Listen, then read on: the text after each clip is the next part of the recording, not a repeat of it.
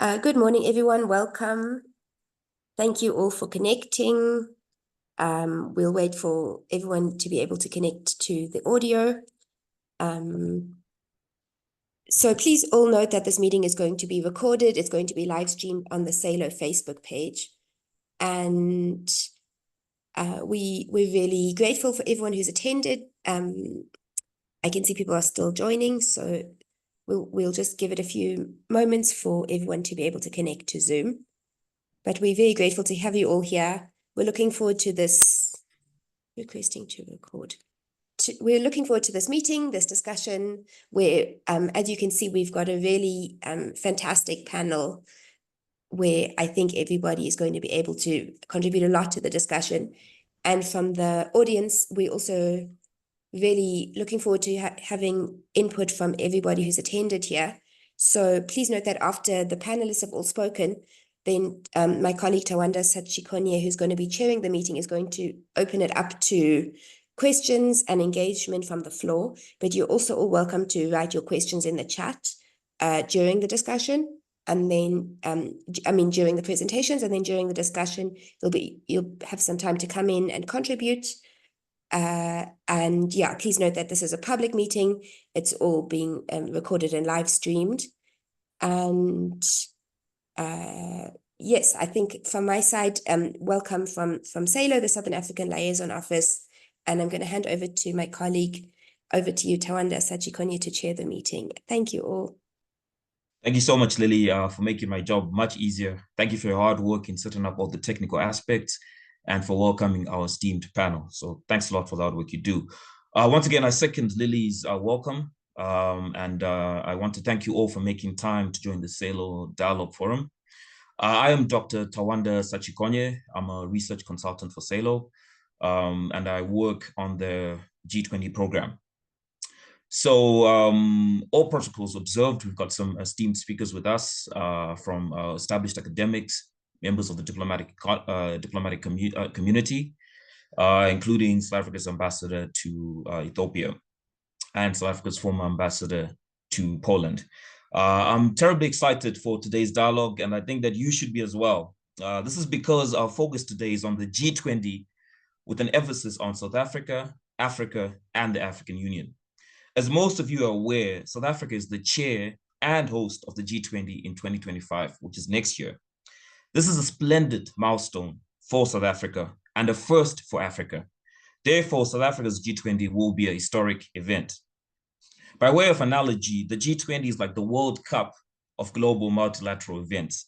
If the United Nations is more like the Olympics, because UN summits have a broader mandate, the G20 is more like the World Cup because it's focused primarily on international economic issues.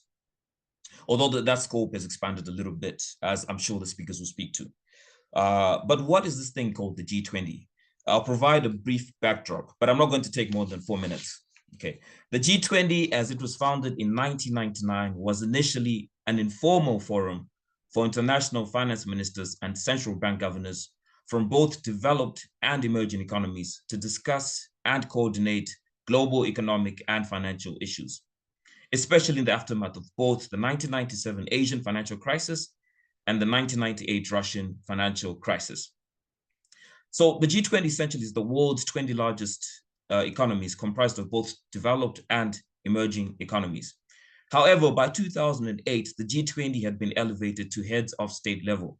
This meant that it was no longer confined to just finance ministers and central bank governors, and its core mandate was set out in the initial 2008 G20 summit. There was a declaration from the summit, and the declaration states two aspects. Firstly, that the G20 would work cooperatively to address global financial crises, such as the 2007 Great Recession, and develop shared solutions to address or prevent such crises in future. Secondly, the G20 would seek to safeguard an international system premised on 4 key aspects. The first, market principles. The second, open or free trade. Third, investment regimes. Facilitation of investment regimes. And lastly, fourthly, effectively regulated financial markets. In this sense, it could be argued that the G20 initially sought to safeguard and enhance the international liberal economic order. So the G20 was something that was born out of crisis. However, the increased and active participation of non-G7 countries, such as South Africa, South Korea, China, India, Indonesia, and Brazil, has expanded the initial mandate of the G20 as set out in 2008. South Africa in particular, often in consultation with its African partners, has consistently and persistently advocated for three key aspects. Firstly, greater representation of African countries within the G20, as informed by South Africa's commitment to the African agenda. Secondly, a more representative and fairer global economic governance system, which takes the needs of developing and least developed countries into consideration. And thirdly, for socio-economic development issues to be integrated into G20 initiatives, processes, and mechanisms, as underpinned by the notion of inclusive economic growth. This was actually initiated in 2010 in co-partnership with South Korea, South Africa and South Korea working together to do that. South Africa has a proud and significant legacy with regards to the G20, particularly in terms of actively promoting two key concerns. Firstly, developmental issues, and secondly, Africa and the African agenda. However, this has not been without challenges and criticisms. At times, South Africa, as the only African G20 member, has been accused of either not doing enough or secondly, trying to do too much, something I'm sure our esteemed panelists will speak to. Now that the African Union is represented formally within the G20, how will South Africa forge consensus with its African brethren? I look to our esteemed speakers for answers. This is the beauty and benefit of having an expert panel such as we have today. The role of African civil society has become more visible and important within the G20 in recent years. South Africa's G20 presidency in 2025 is a chance to further raise the profile and voice of regional and continental civil society. With the support of partners such as Rosa Luxemburg, who have funded today's dialogue, we hope that this will be possible. Lily, can you please put up that picture, that image that I'd sent to you, just very quickly? Can you just share that?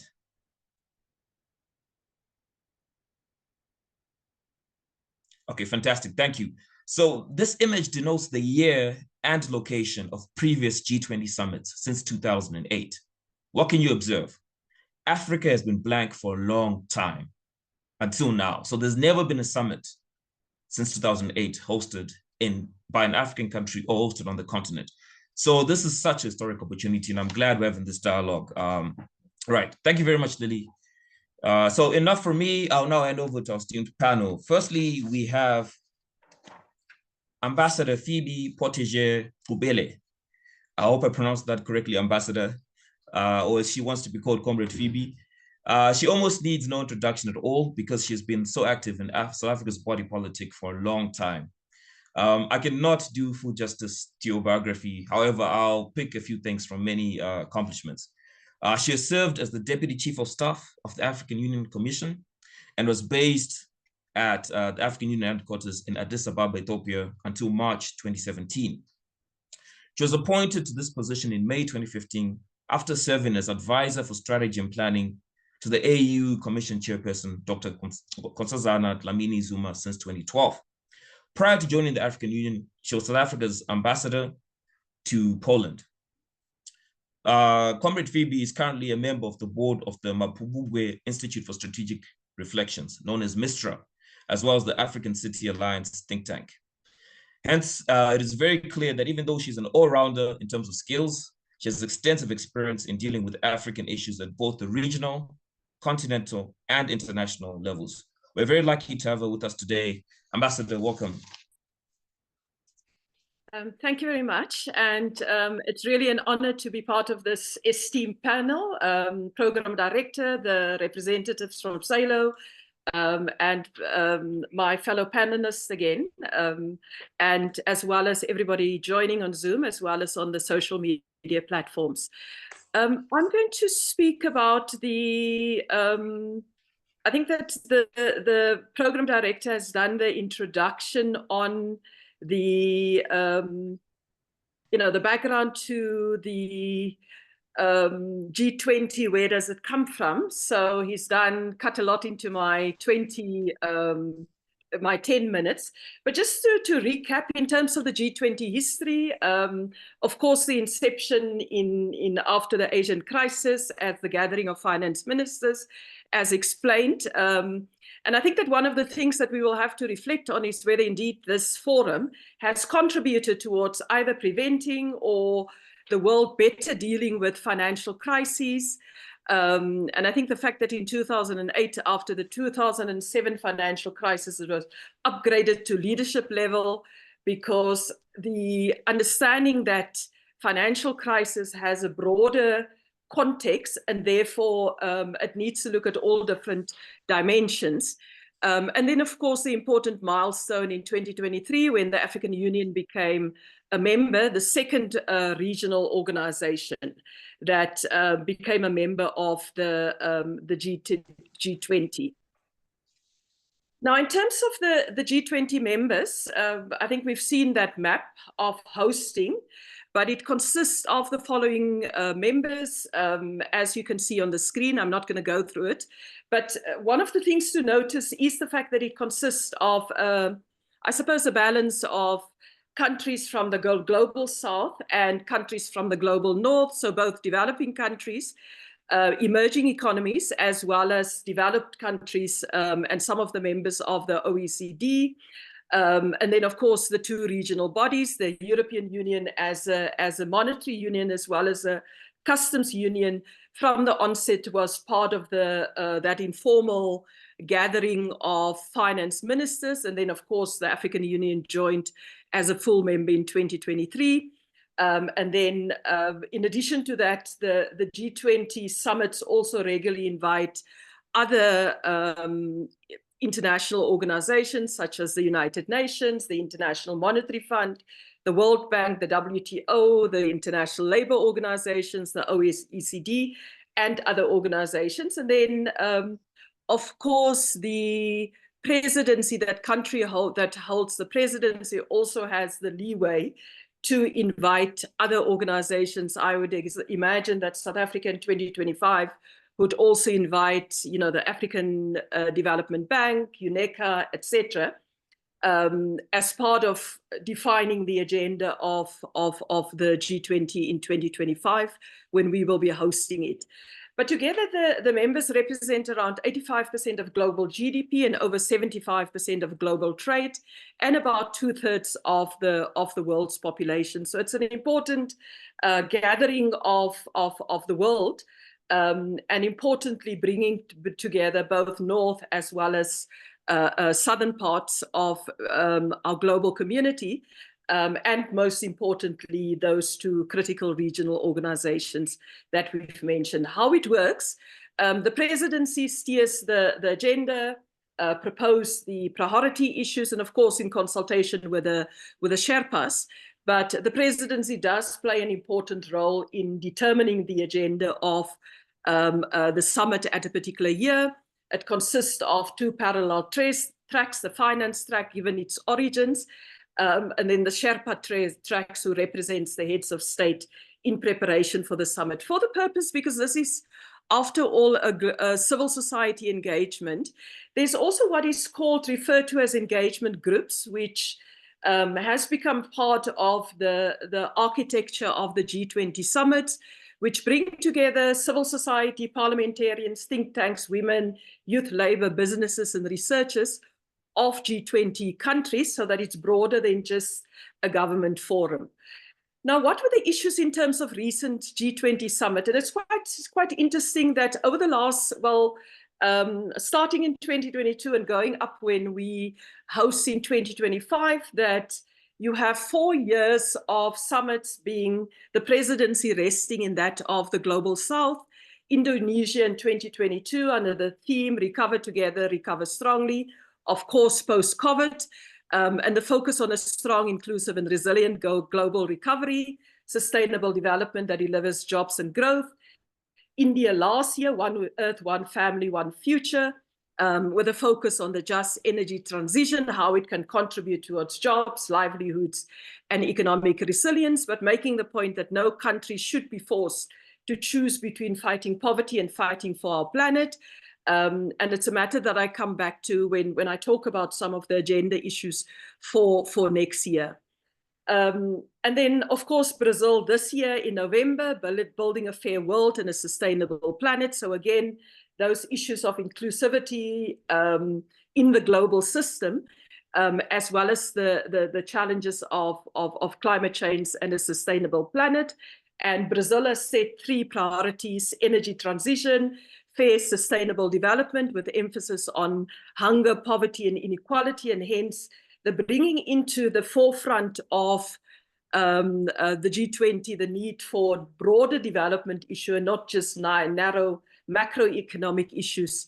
And then, of course, the reform of the multilateral institutions that has always been an issue on the agenda of the G20, and particularly the Bretton Woods institutions, given that this started off as a forum of finance minister. Now, how does this relate and our hosting next year to the South African and African agendas?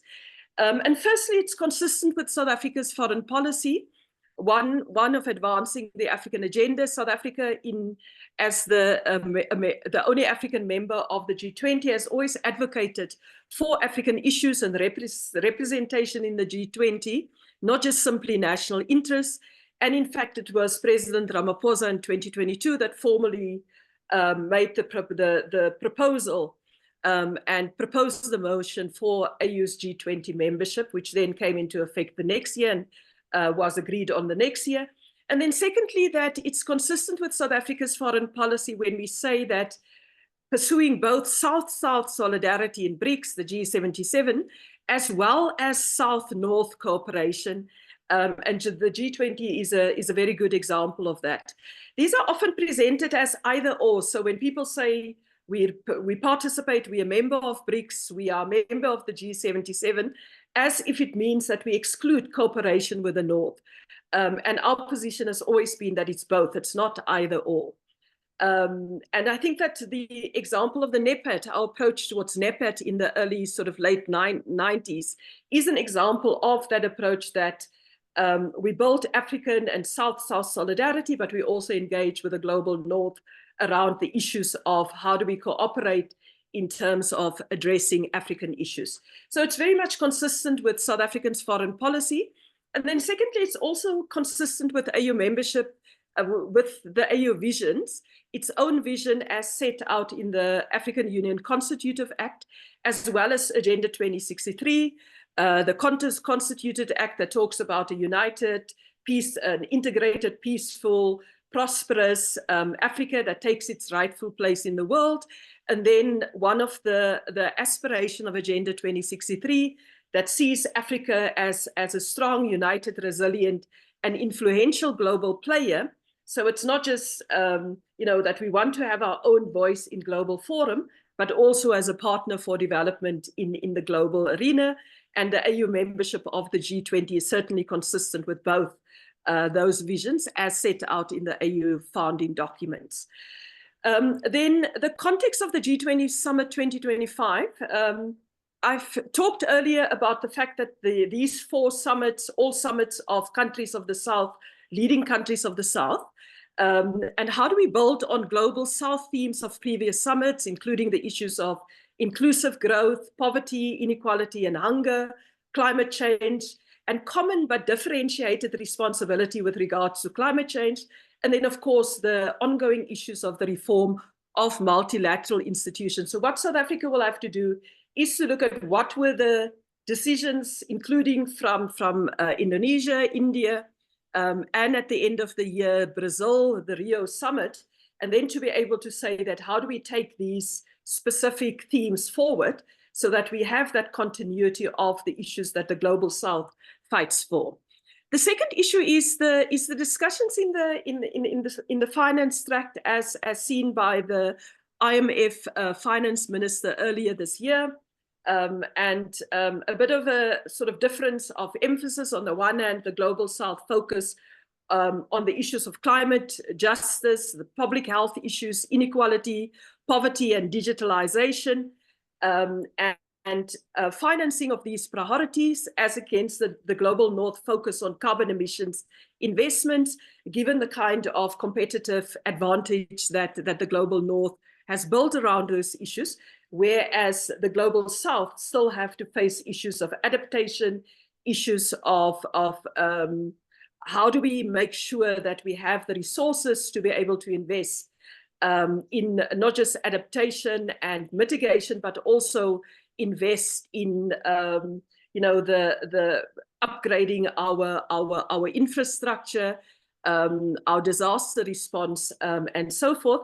And then, of course, the final issue is that we're 5 years from the end of the SDG period. In 2030, when we're hosting the G20 summit in South Africa, how will this summit help us to ensure that the continent and our country can move much faster in terms of the implementation and meeting the SDG, the Sustainable Development Goals? Now, part of the global context is the multiple shocks as a result of COVID, geopolitical tensions, geoeconomic shifts, heightened trade and tech wars, supply chains disruptions, inflationary pressures, and all of that. And what the African Export and Import Bank says in its 2024 economic outlook for the country, that it does have the risk of global slowdown or contribute towards the risk of global slowdowns.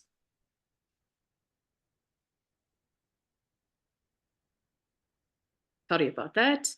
And then the part of the African context then, of course, is the fact that that we have a situation where trade has contracted in 2023, given all of these global shocks, after it expanded by 15.9% in the post-COVID period.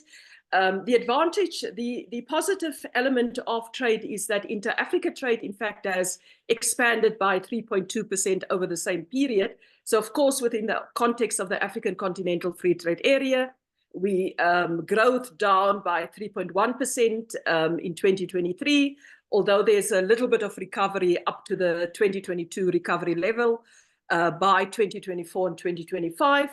And then, of course, the recent high-level political forum on the SDGs and ending poverty, looking at hunger, climate change, peaceful society, and strengthening global partnerships.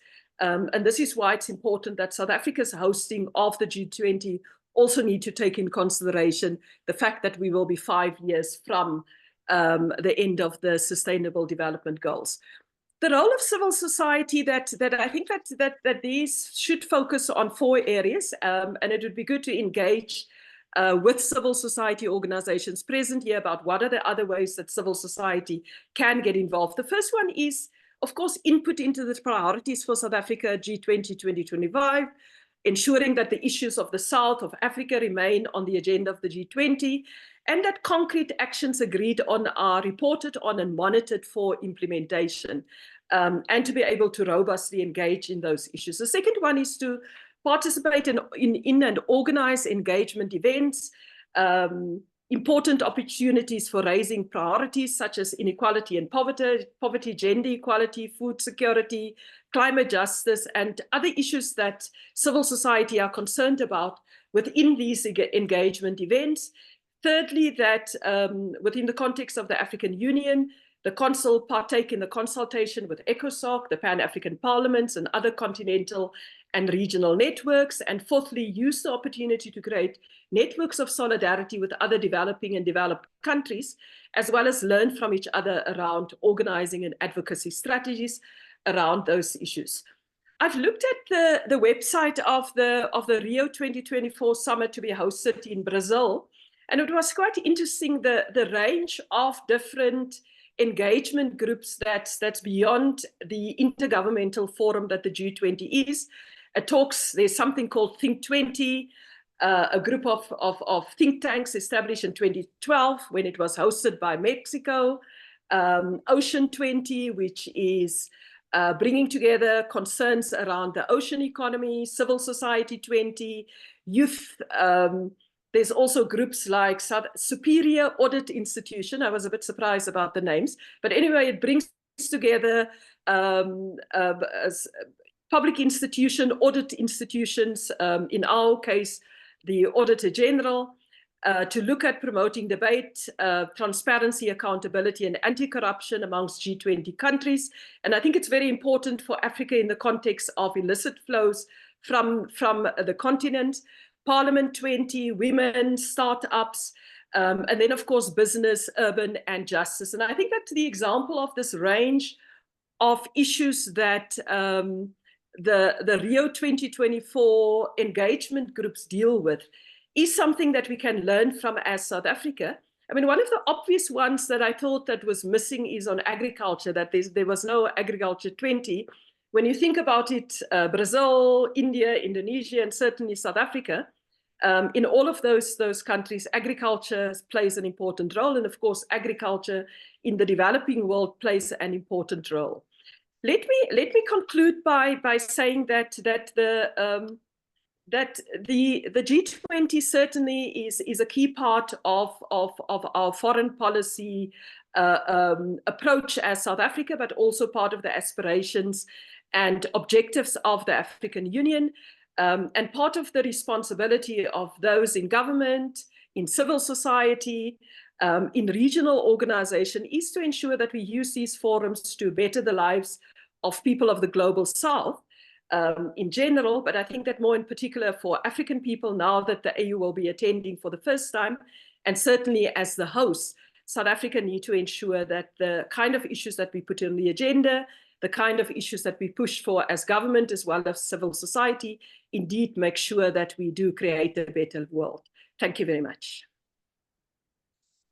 Oh, thank you so much, Ambassador, for that brilliant, succinct, and insightful overview. Yeah, I won't, for the sake of the speakers we have, I'm not going to do extensive comments in between speakers. If I get a chance, then I'll try to speak at the end. In terms of Brazil's groupings, I also noticed, Ambassador, just to add to the groups you noted, that the Brazilian presidency has also established the S20, which is really the Brazilian government convening Brazilian civil society. And I think this might be something that South Africa might look at, especially as we know that the South African government and parliament in particular have prioritized what is known as public diplomacy and public outreach. So I think what Brazil has done admirably with the S20 might be something that South Africa can learn from. And then in terms of your presentation, Ambassador, I wonder how South Africa is going to address the legacy of the last half a decade of what global South actors, be it Indonesia, India, Brazil, what they've achieved, and how South Africa carry over that legacy, but also infuse its own unique aspects into the G20 process. Okay, right. So that leads us to our next speaker, who we are very grateful to because he's a very, very busy individual.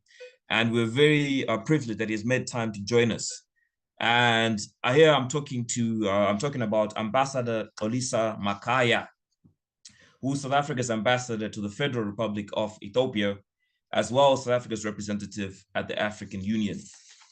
The South African embassy located in Addis Ababa, Ethiopia, promotes relations between South Africa and Ethiopia, and also provides South African representation at the African Union Commission, the AU, and the United Nations Economic Commission for Africa, UNECA. So the ambassador has representation at those two institutions as well. Ambassador Makaya is also accredited to the Republic of Djibouti. Ambassador Makaya has a long and distinguished diplomatic career. And the key thread is a commitment to Africa and African issues throughout. He has served as Deputy Director General on Africa at DIRCO, and also Deputy Director General of Southern Africa at DIRCO as well. I highly recommend an insightful article written by the ambassador, published in Ubuntu Magazine, issue 17 of last year, and it's entitled "Silencing the Guns, Owning the Future, Realizing a Conflict-Free Africa." Ambassador, welcome and thank you for making time. Thank you very much, Program Director. Good morning to all the panelists that are part of this very important consultation. And we also want to recognize all those that are part of this meeting. Let me start with the obvious one. as a diplomat, I need to start off by thanking you for inviting us to this very important meeting. At the beginning, we need to make it very clear that ours is going to be very short in the light of the brilliant presentation by Phoebe. That's the first part. The second part of is to make it very clear that we are not going to talk to South Africa's chairship. We have got colleagues at DICO who are empowered to share the plans of the government as it prepares to take over the chairship of the G20. We are going to locate our input just on to the AU, and Phoebe has covered a lot. Now I was wondering whether I still needed to make remarks, but here I am. Let me just make a few remarks, and I'm gonna skip a lot of what is in the original input by my team here. The first one, I think it's very important right at the beginning to indicate the excitement that all of us as AU members have with regards to the AU having been admitted as a permanent member of the G20 last November in Delhi. As Phoebe indicated, South Africa played a role in lobbying for the AU's admission. President Ramaphosa himself,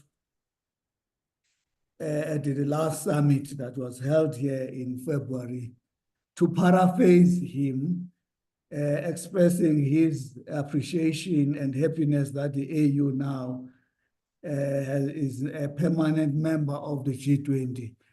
He said it was always cold for the South African delegation every time South Africa attended the G20 meetings, because there was not a single African country that was part of those meetings. Now, with the AU being a permanent member, I hope and believe that South Africa will begin to feel some warmth in those meetings. The AU member states collectively have welcomed this seminal development, and not only welcomed it, but have committed themselves to contributing to the global economic discourse, addressing the challenges facing humanity.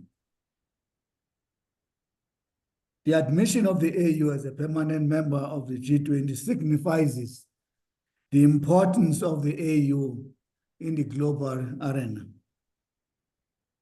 This we regard as one of the AU's initial steps to become a strong and influential global player, thus fulfilling one of its aspirations, namely aspiration number 7 of Agenda 2063. Like the EU, the AU will now have a permanent seat in this influential global grouping. What are the strategic objectives of the AU's participation at the G20? Without going into detail, colleagues, just a clear one that the AU engages with what we call partners, whether it's with Japan, EU, US, and everybody else, in this case with the G20. In the main, to solicit support for the implementation of Agenda 2063. That's the main drive of the AU in its partnership arrangements. In this regard, with G20 in particular, the AU's strategic objective is to grow the Afghan economy, is to leverage the FCFTA to spur green industrialization, increase inter-Afghan trade, and deepen continental economic integration.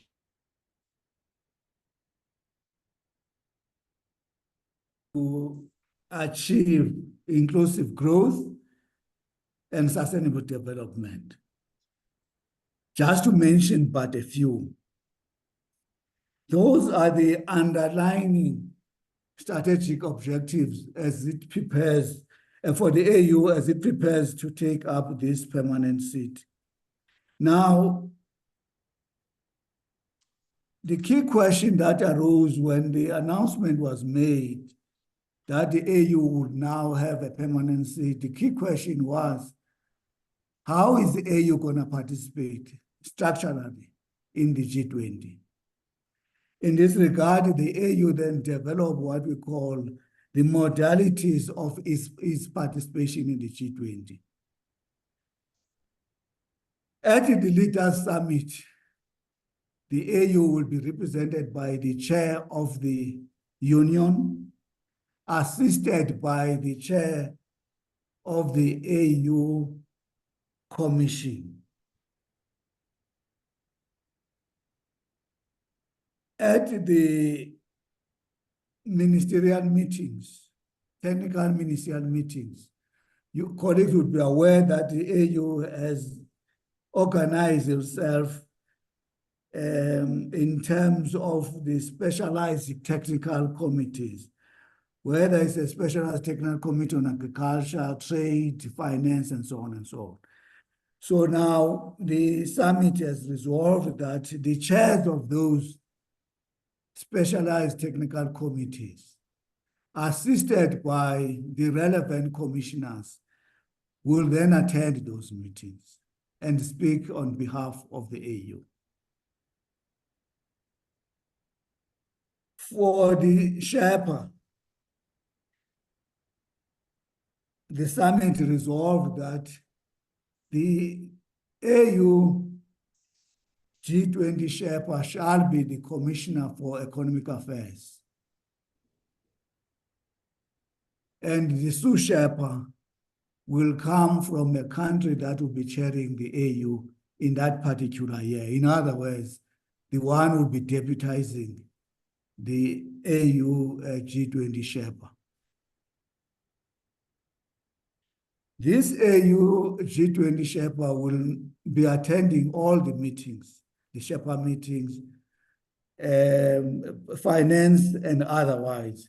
So he's going to be a very busy person, considering the large number of meetings of the G20. Furthermore, the summit, noting the kind of work that is required,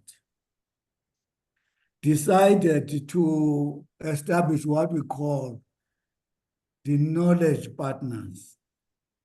Knowledge partners.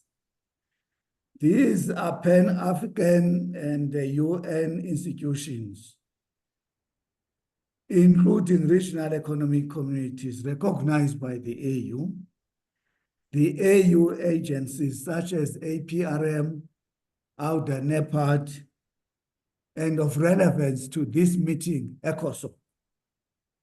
Of course, United Nations Economic Commission for Africa will then form part of what we call the knowledge partners.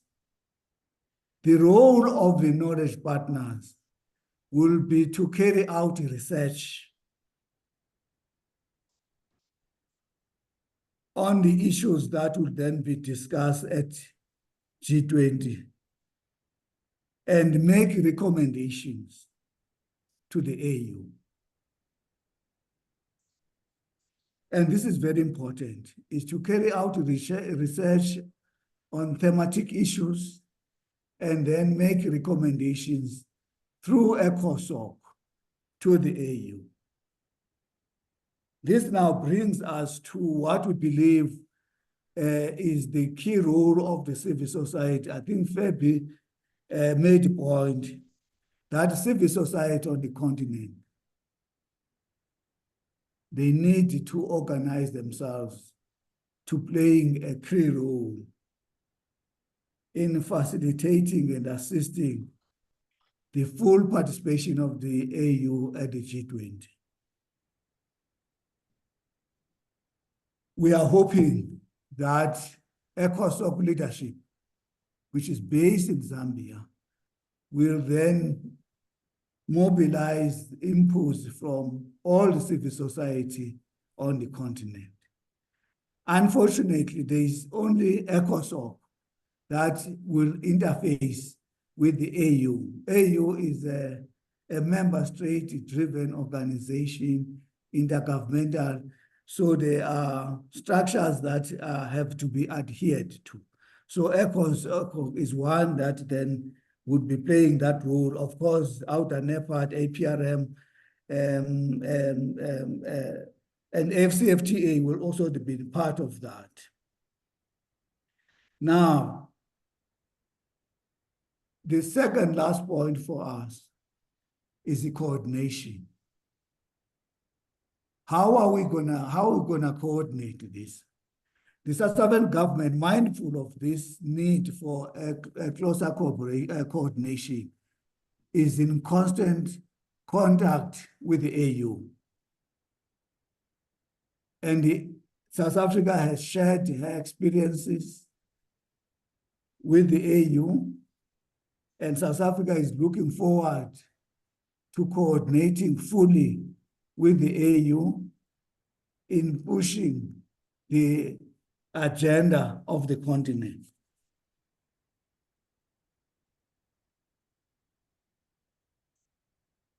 We conclude, therefore, by indicating that the civil society has a role to play.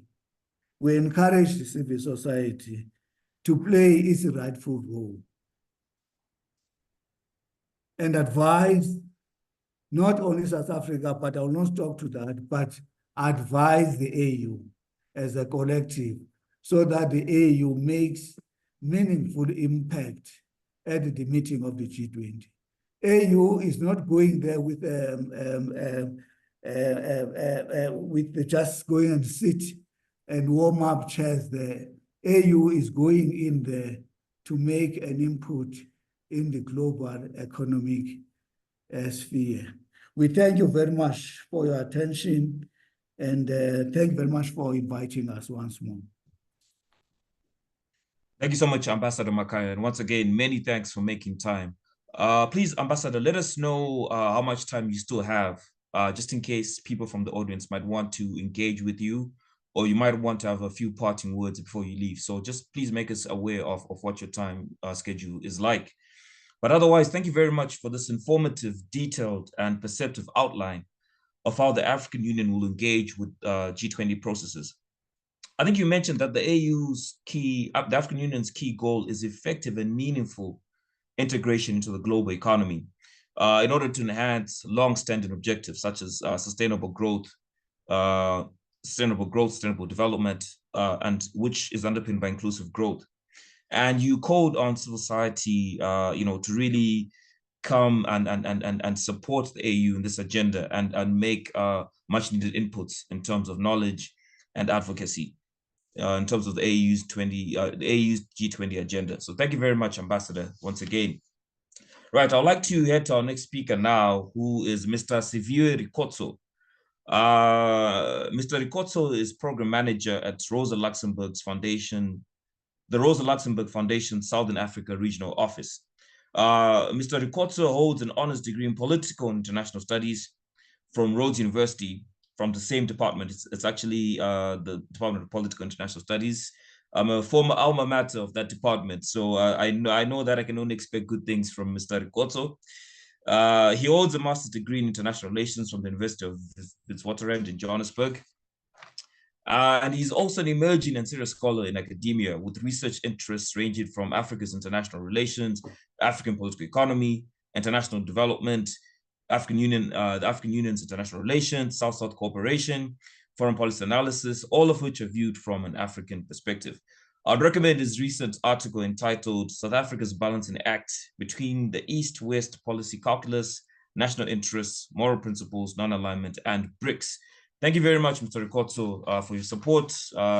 You were key for the hosting of this dialogue, and I would like to welcome you to the podium. Thank you. Thank you so much, Tawanda, for that proper introduction.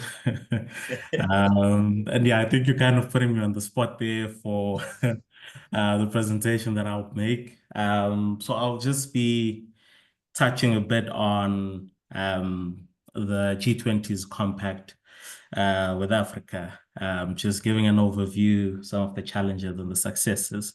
But I'd also like to thank the panelists that came before me, former Ambassador Phoebe Potgieter-Kubule, as well as Ambassador Makaya for their very, very wonderful, insightful presentations.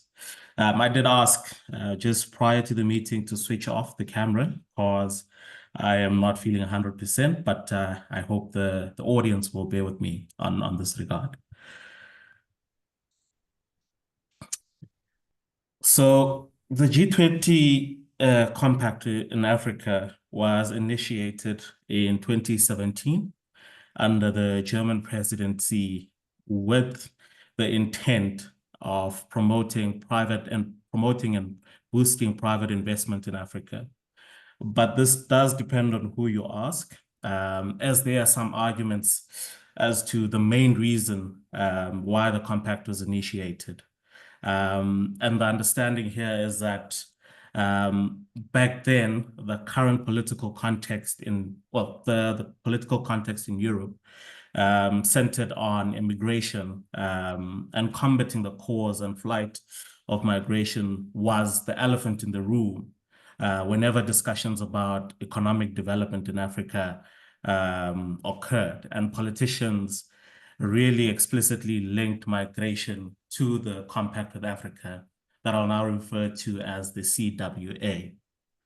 So the coordination of the CWA is steered by the advisory group, the African Advisory Group, which is co-chaired by Germany and South Africa, along with multilateral finance institutions like the IMF, the World Bank Group, and the African Development Bank. The compact was designed to facilitate economic reforms across the continent and to attract investment from pools of private sector funds in the global north. The understanding here was that the compact would help foster private investment attraction to the macroeconomic, finance, and business sectors. The macroeconomic reform stressed a resilient macroeconomic policies with a focus on debt sustainability, investor-friendly domestic revenue mobilization, and sound public investment management. While reforms to the business sector were aimed at the reduction of risk through more reliable institutions and regulation, investor protection, insurance against political risk, a better project preparation, and standardized contracts. For the finance sector, the emphasis was meant on reducing the costs and risk of providing finance, particularly through efficient risk mitigation instruments and domestic improvements in the areas of debt and institutional investor finance. So at the time that the compact was discussed and the document was drafted, the G20 presidency then had invited at least 5 ministers, finance ministers from 5 African countries to attend the Baden-Baden meeting which then culminated in the Baden-Baden document that served as a basis for coordination of the compact.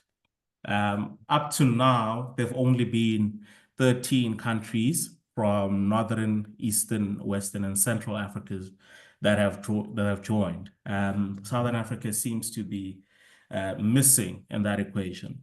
But there are other countries like Angola, Kenya, and Zambia that displayed interest and in joining the compact. And I think in the last year's summit meetings in the compact, I think countries like Nigeria also joined those meetings, displaying some interest to join the compact. So in terms of the progress of the compact, just judging and measuring whether it's been good or not, a few indices have been identified, and that is growth, debt vulnerabilities, as well as investments. And there are comparisons made here between CWA compact countries as well as non-CWA countries.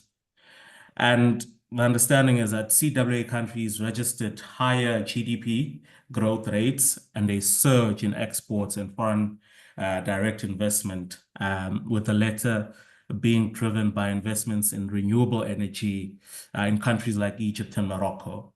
And CWA countries as a group had outperformed non-CWA countries in FDI, in exports, in domestic investments, and, as I said, GDP growth rates.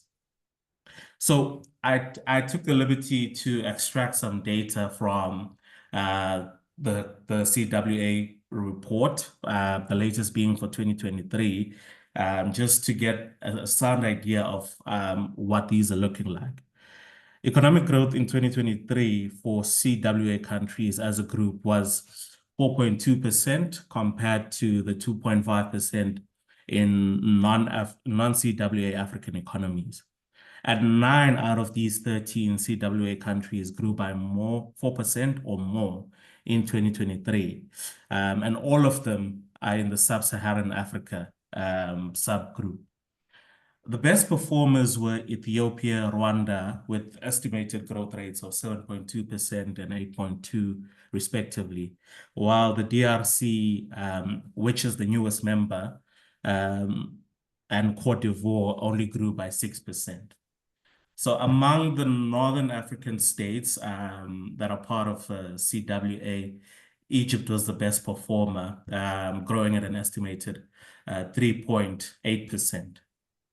So when it comes to debt, the measurement here is the debt to GDP ratio, to look at the debt vulnerabilities of these countries. So debt vulnerabilities have increased in recent years in CWA countries, and this is driven by the effects of the pandemic and much needed policy responses.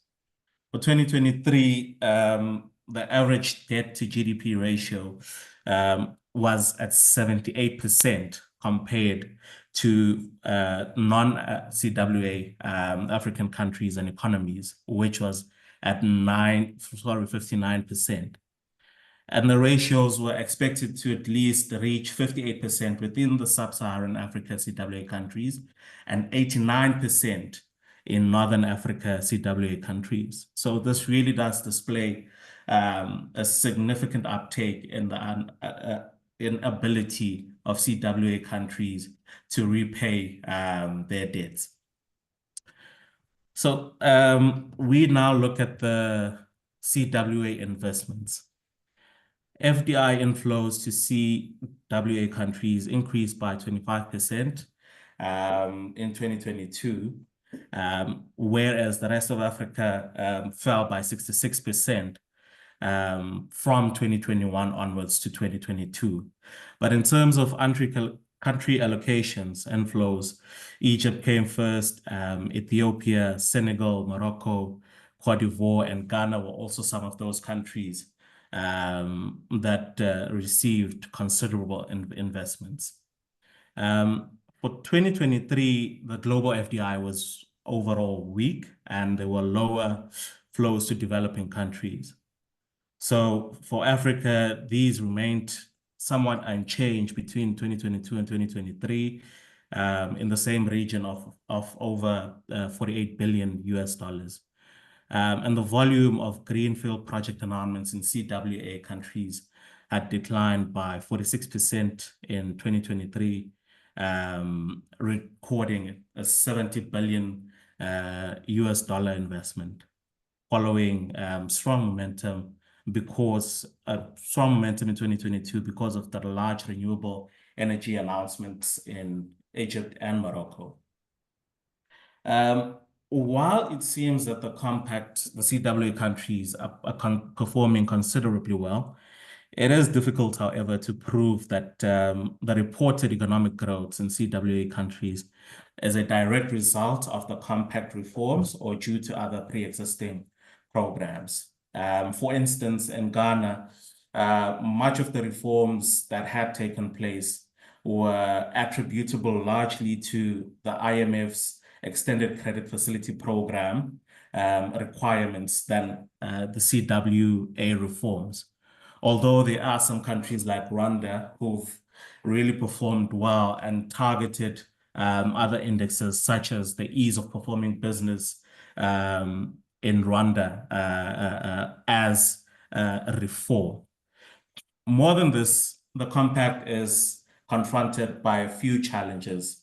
In that, firstly, it has to compete with bilateral engagements and agreements and deals from within some G20 members in Africa. And an example here would be China's loans and investments and the surge of loans and investments in Africa to countries like Zimbabwe, who feel that investments and loans from China are better than those from the CWA, given that China does not offer moral lectures as they place it. But more than this, it is the understanding that some countries in Africa are also suffering from the absence of reform culture custodians and institutions, to the extent that it is difficult to initiate discussions and engagements about reforms when none of the institutions are strong enough to coordinate those processes. More other criticisms against the CWA here were launched, I think, at the time when the compact was being incepted and still agreed upon. And the first of these was that the compact ignores investing in other development aspects, for instance, like education, which has been considered an essential complement to physical infrastructure and private investment. And that the G20, or rather the compact, ignored the G20's responsibility to creating an uncertain trade and policy environment that harms investment in Africa. And here it is important to mention that CWA investment guidelines have placed a significant burden on of ensuring private investors' observance to best practices and respect for human rights on host governments rather than the stakeholders at large, which include the private sector, which include development partners and multilateral donors. Furthermore, while the compact focuses on investor risk, it still ignores some social and environmental risks associated with private investments.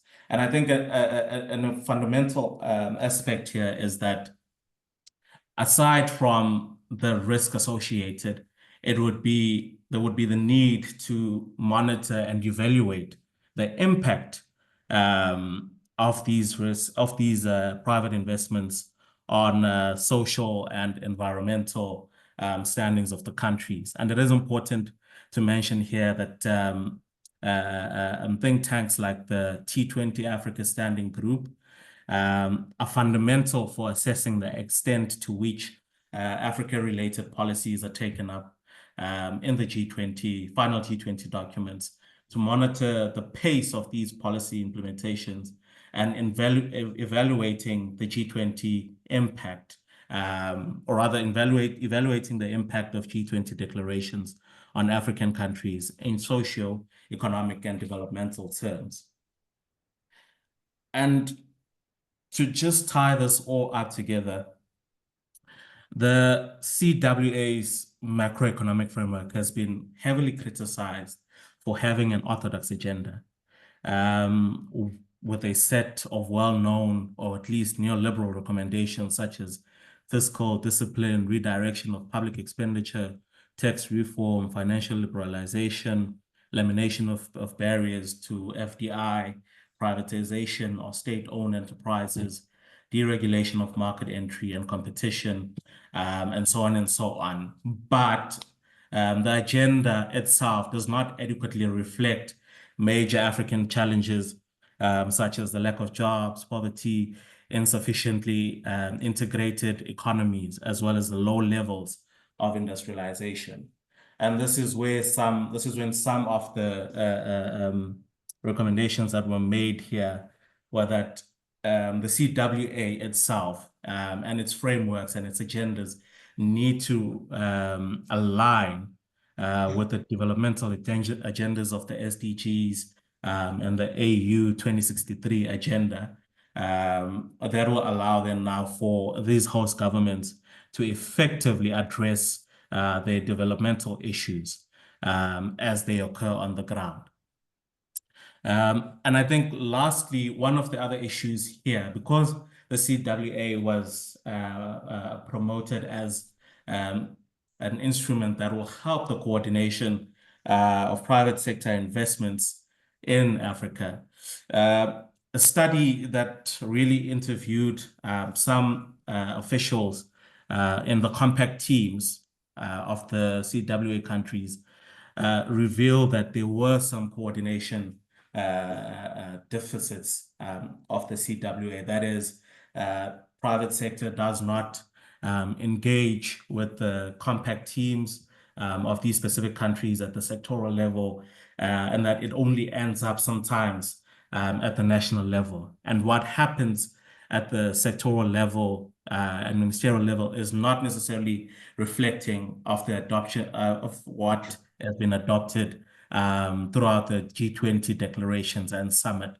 So it's difficult to know what has been done where and how it affects engagements as well as projects at the sectoral level. So while it has been well received among several African leaders, the compact nonetheless seems to perpetuate this trend of restricting African engagements to developmental issues, and has somewhat been criticized for, and this is throughout the G20 overall, for viewing Africa as a developmental problem rather than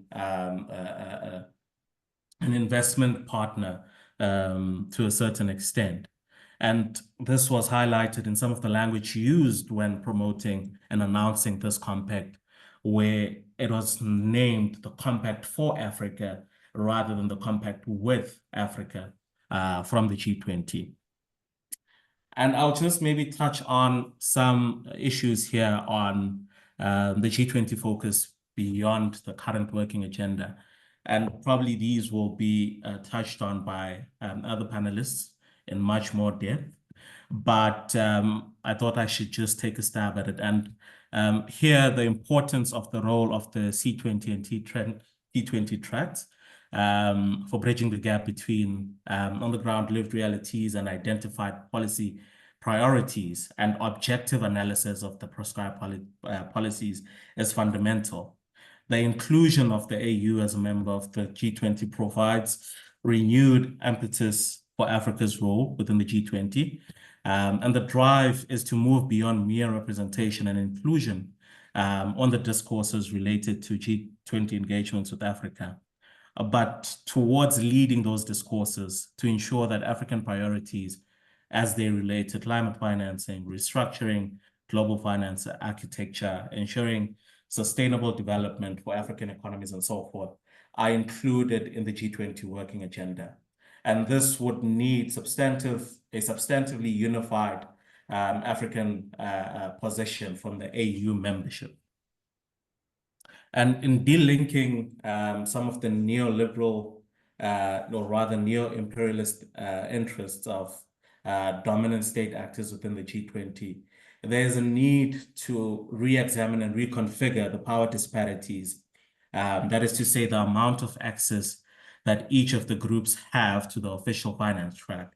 As it is quite clear that the Business 20 has much more access to the official finance track than the C20 and the T20 tracks, right? And how well the Global South, and in particular Africa, are represented in these tracks, as well as the level of engagement. And just lastly, members within or representatives within the C20, B20 need to remain resilient from pressures and cooptation from the more powerful members within the group, within the G20 group. And the same can be said for the AU as it is a new member, that it needs to remain aware of being used, so to say, to rubber stamp G20 policies that are not necessarily beneficial to the continent and giving legitimacy to the group overall. Lastly, I would just like to point out that the AU, being a member of the G20, sees the G20 as a very important institutional vehicle, rather, in order to be integrated into the global finance stream and global trade, because the G20 is cumulative of economies making up at least 85% of the global GDP and 75% of global trade, while Africa itself has become a much more geostrategic partner, in that it is home to over 60% of the global renewable energy resources and at least 50% of minerals needed for low carbon technologies, and positions Africa as an emerging power in the global economy and a geostrategic partner for several economies in the G20.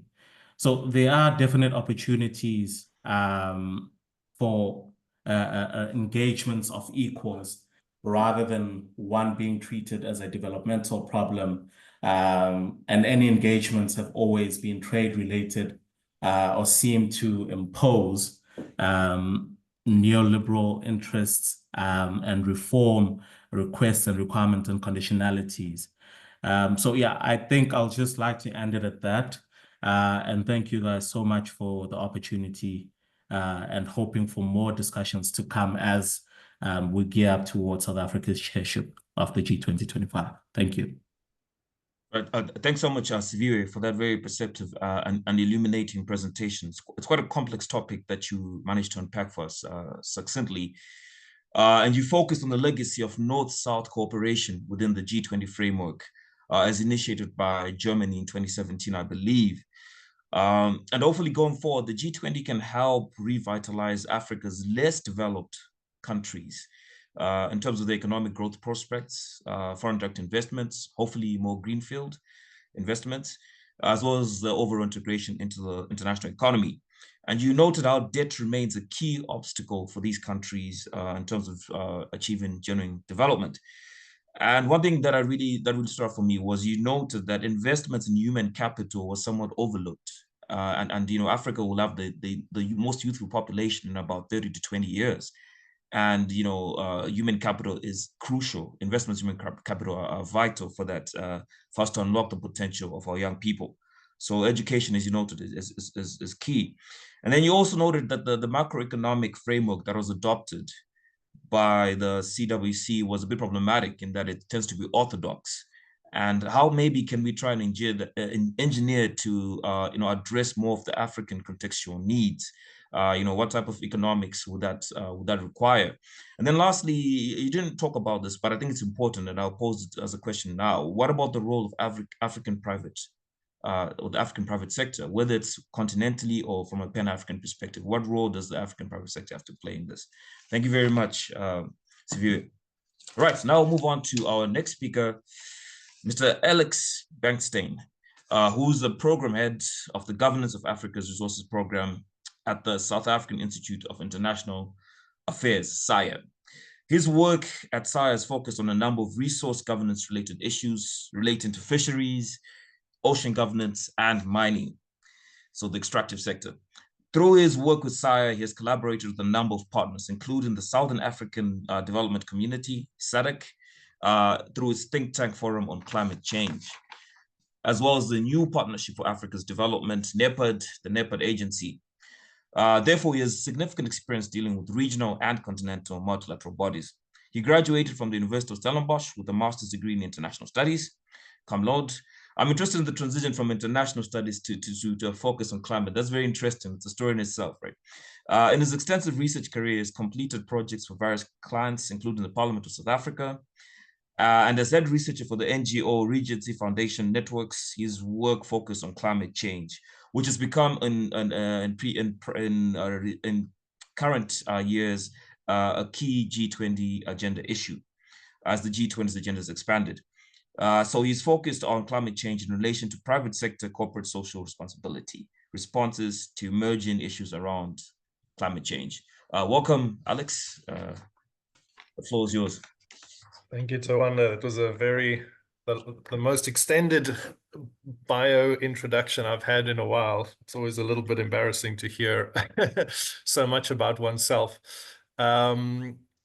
But excellencies and assembled stakeholders, it's really fantastic to be part of this discussion, and congratulations to SALO for bringing this group together and engaging on this topic. My remarks, I think the approach I'll take is maybe from a more, what's the word? Maybe a pragmatic angle as a practitioner in this space.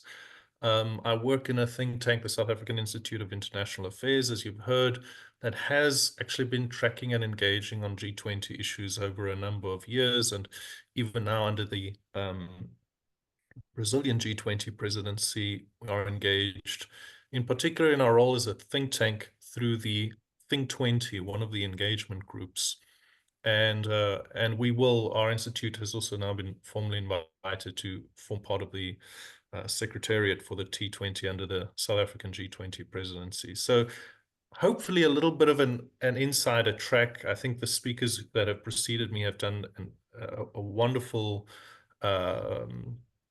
review and deep dive really into some of the mechanics. I'll touch on a few of those points that have been raised again, just to remind the audience. But really, I want to approach this from the angle of, looking at this title of this event from a civil society organization that perhaps hasn't done that much engagement in G20 processes in the past, has heard that South Africa's G20 presidency is coming up next year and really wants to know what next. We've heard from our earlier speakers, and I think this is important, that the history, the origin of the G20 lies in dealing with global financial crises. It has expanded significantly in its mandate since then. And in fact, that's one of the challenges when engaging with the G20 is precisely how broad and complex the agenda is. But it is useful to understand that financial origin in terms of how it works. What we've also heard in some of the preceding inputs is to understand the G20 as a space for bridging dialogue between global North and global South. And of course, we see that there are contrasting views and a lot of concern around polarization and marginalization of voices within the international system as well. So potentially the G20 can play that bridging role. But of course, it is also a creature of the international system, and it reflects the power asymmetries and information asymmetries that characterize that system. So we shouldn't be surprised that some of those debates play out in the G20 itself. Again, I'm just recapping. We've had a series of Global South G20 presidencies: Indonesia, India, Brazil this year, South Africa next year. And then we go into a cycle of Global North G20 presidencies with the US actually holding the G20 presidency in 2026. So there's a real awareness from South Africa that this is a unique moment to consolidate a global South agenda within the G20, building on the excellent work that has come through from Indonesia, from India, and this year, Brazil. As I said, the G20 process is complex. And if there are participants here in this discussion today wondering where to start, the first would be a clear understanding of the structures and processes of the G20. You've heard reference to two main tracks. There's a finance track, which is coordinated by the ministries of finance, in our case, Treasury. And there's a Sherpa track coordinated by ministries of foreign affairs, in our case, DIRCO. That's the basic organizing structure of the G20, to understand this distinction between the work being done under the Sherpa track and the work being done under the finance track. That work is then organized through working groups. There are 7 working groups in the finance track and 15 working groups under the Sherpa track. In addition to these working group structures, there are special initiatives and task forces.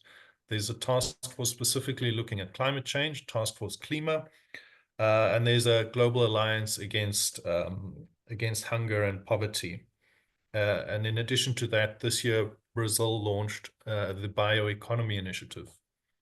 Another important thing, which we've kind of hinted at, but it should be said explicitly, is that unlike certain international institutions or processes, the G20 does not have a permanent secretariat.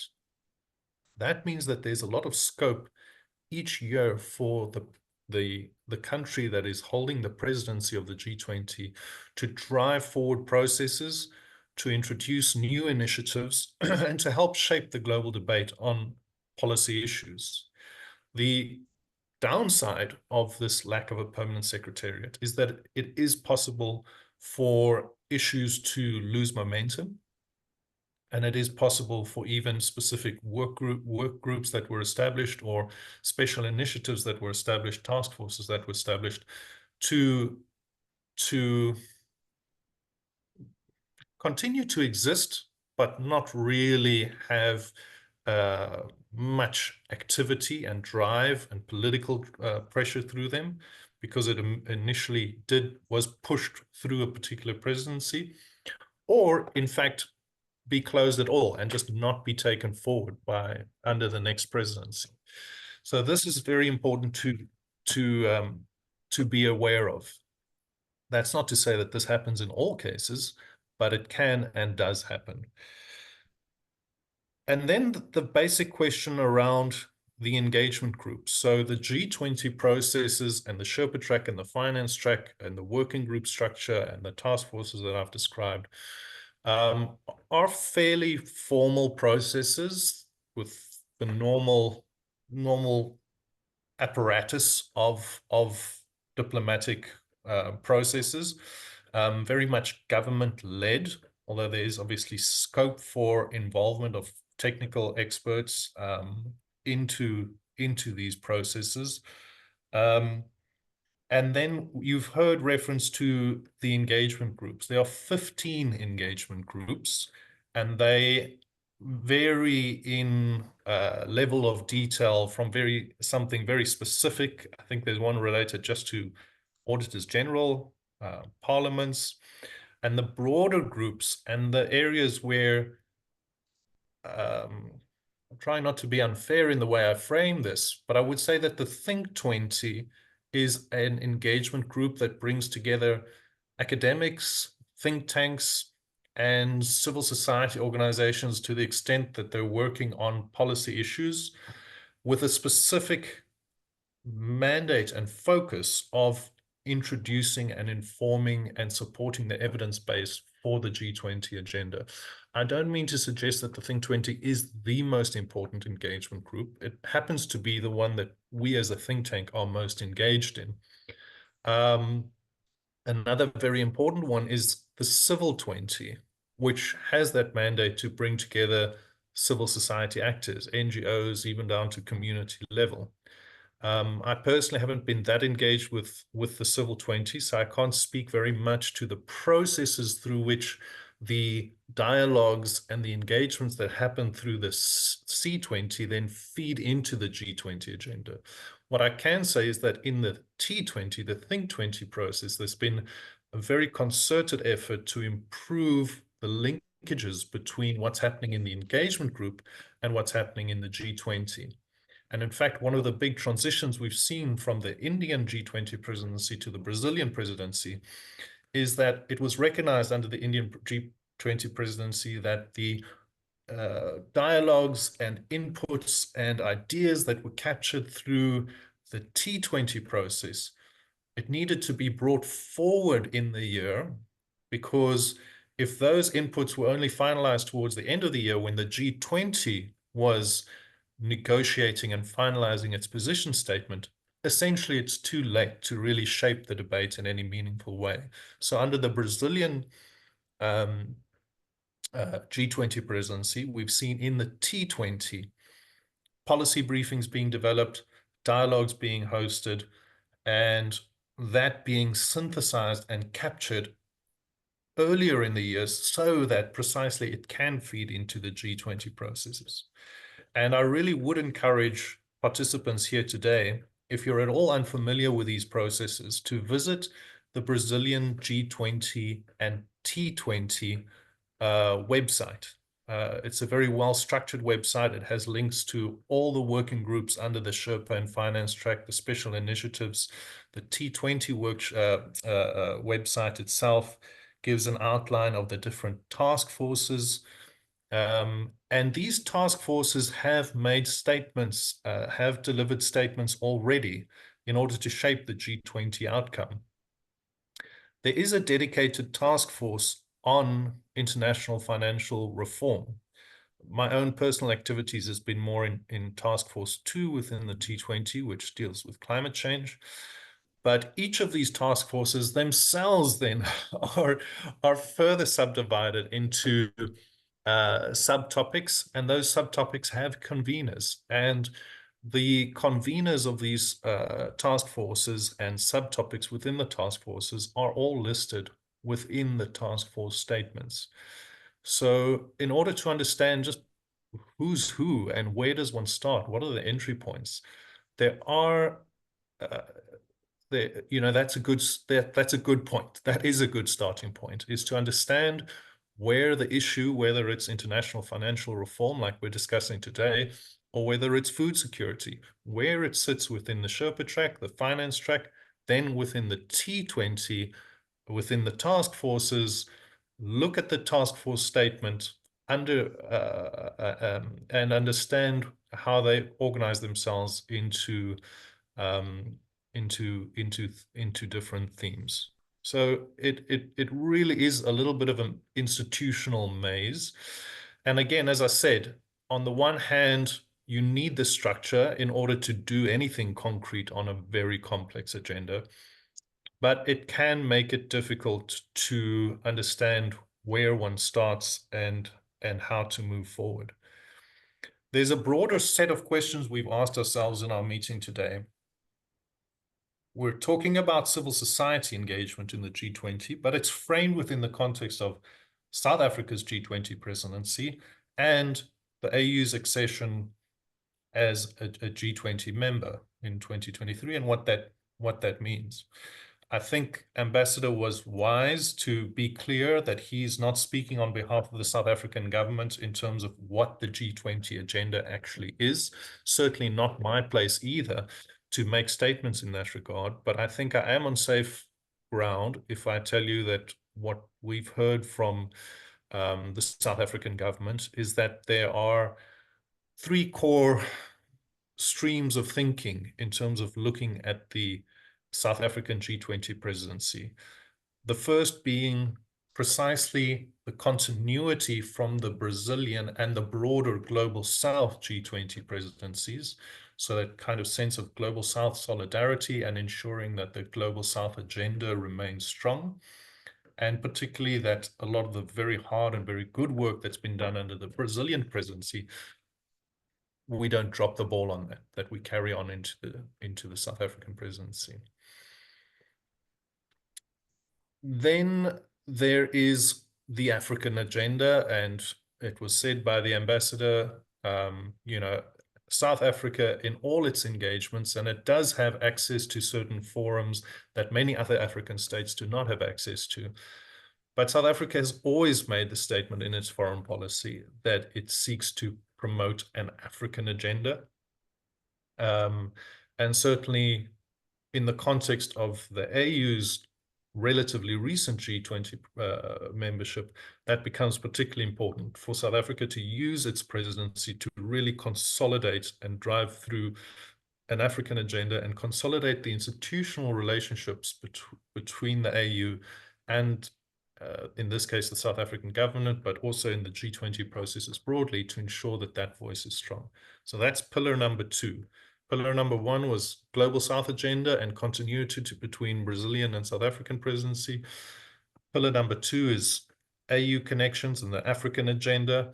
And pillar number 3 is that unique voice that South Africa brings under its presidency, particular themes that it wants to drive forward, particular policy areas where it has expertise, where it has a sense that there's momentum and ability to achieve something. Because, of course, the presidency is only 1 year long, and every country is asking itself, in this very complex agenda, where are there particular areas where we can push things forward, working with our partners, so that at the end of the presidency, you know, we aren't accused of running a talk shop, that there are some concrete items that we can deliver.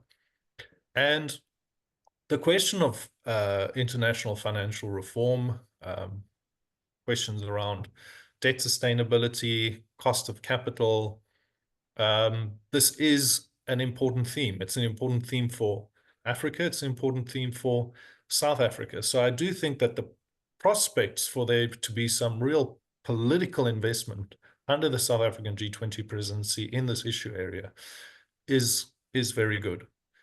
That being said, the G20 agenda is a process that multiple departments are involved in. Ideas are being coordinated under, as I said, under the Sherpa track by DIRCO, under the finance track by Treasury, coordinated with the presidency. These ideas are being pulled together. They're presented to cabinet. There's a whole political process internally that needs to be run. So unless you're hearing directly from the presidency or DIRCO or from Treasury, there's no official South African G20 agenda yet, but that will come fairly soon. Fairly soon, of course, because it's important that South Africa is clear on its priorities going into the presidency in order for it to coalesce the necessary political alliances and political momentum to drive progress and also create opportunities for input into this agenda.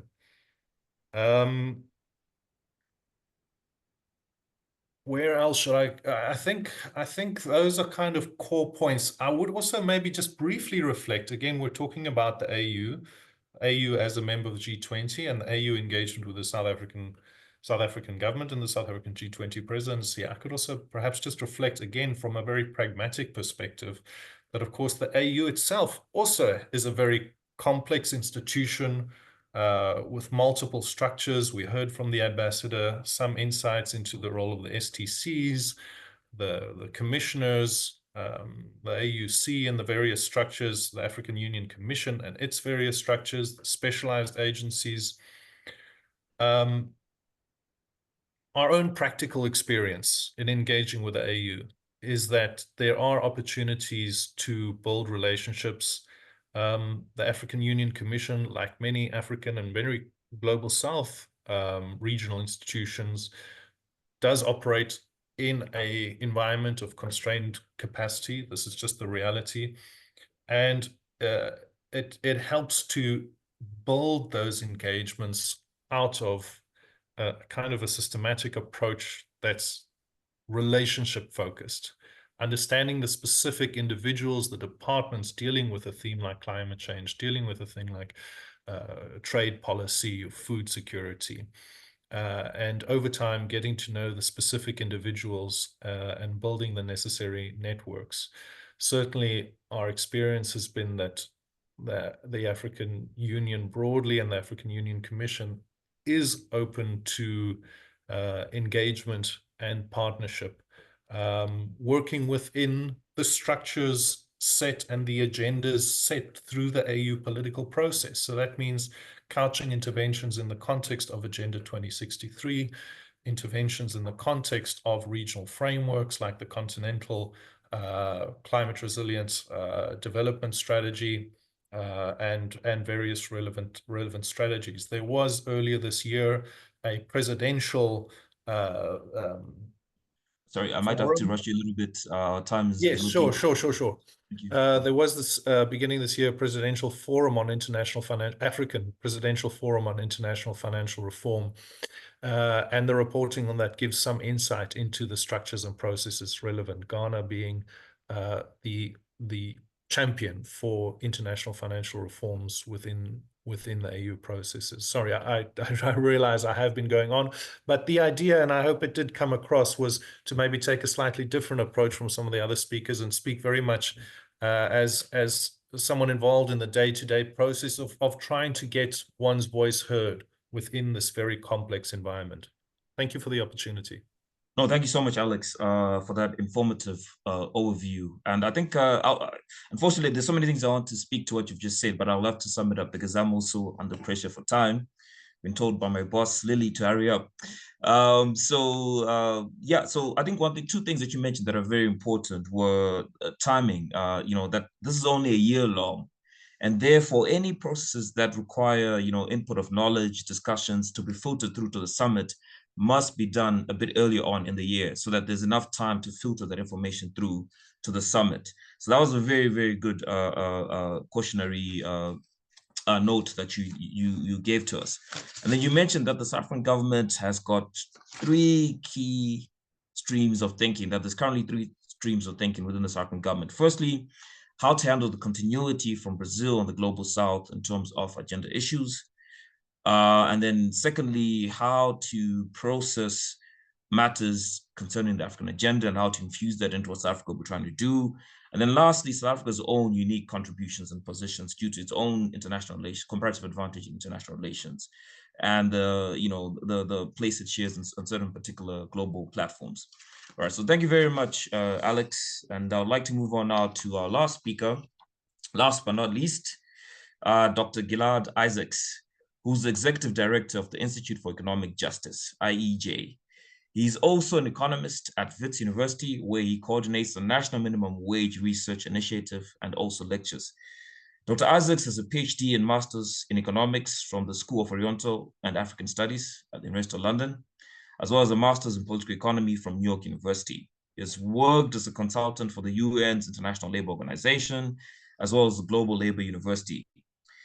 He also has a background in civil society activism, having worked for the Treatment Action Campaign, and also founded the Social Justice Coalition, SJC. His research expertise on financialization, macroeconomics, and labor markets. However, perhaps more importantly for our discussion today, Dr. Isaacs is an appointed advisory council member of the T20 Brazil, one of the official engagement bodies of the 2024 G20 summit being held in Brazil. The T20 is an assembly of think tanks and research centers which aims to inform G20 policy processes. Right, Dr. Isaacs, welcome. Excellent, thanks very much. And hi, everyone. I know I'm going at the end of a very rich and detailed session, so I am going to try and be brief. Just to give some more context, the organization which I work for has also been serving on the leadership body of the civil society, A20, in the Brazilian presidency, and under the South African presidency, we are involved in providing support to the Sherpas team within EDIRCO, although of course representing our own views independently here. I really want to engage briefly on three things. The first is to speak about the priorities for this upcoming presidency. The second is to unpack a little bit more some of those, particularly on global financial architecture reform issues. And the third is to speak about strategic intervention points. So just for sort of information's sake, I'm going to put up just 2 quick slides. I'm not going to keep the slides up, but this is what we know so far. The South African government hasn't announced its priorities.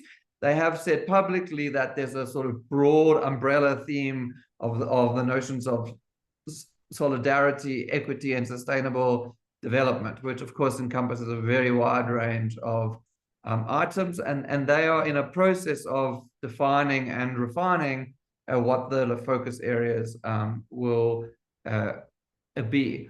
The AU at the AU summit, the 37th summit, has come out with a set of priority areas. These 6 areas here: accelerating the implementation of the AU Agenda 2063, intensifying advocacy on the reform of the international financial architecture and debt restructuring, increasing agricultural outputs towards food security, advocating for the energy transition, enhancing trade, and improving credit rating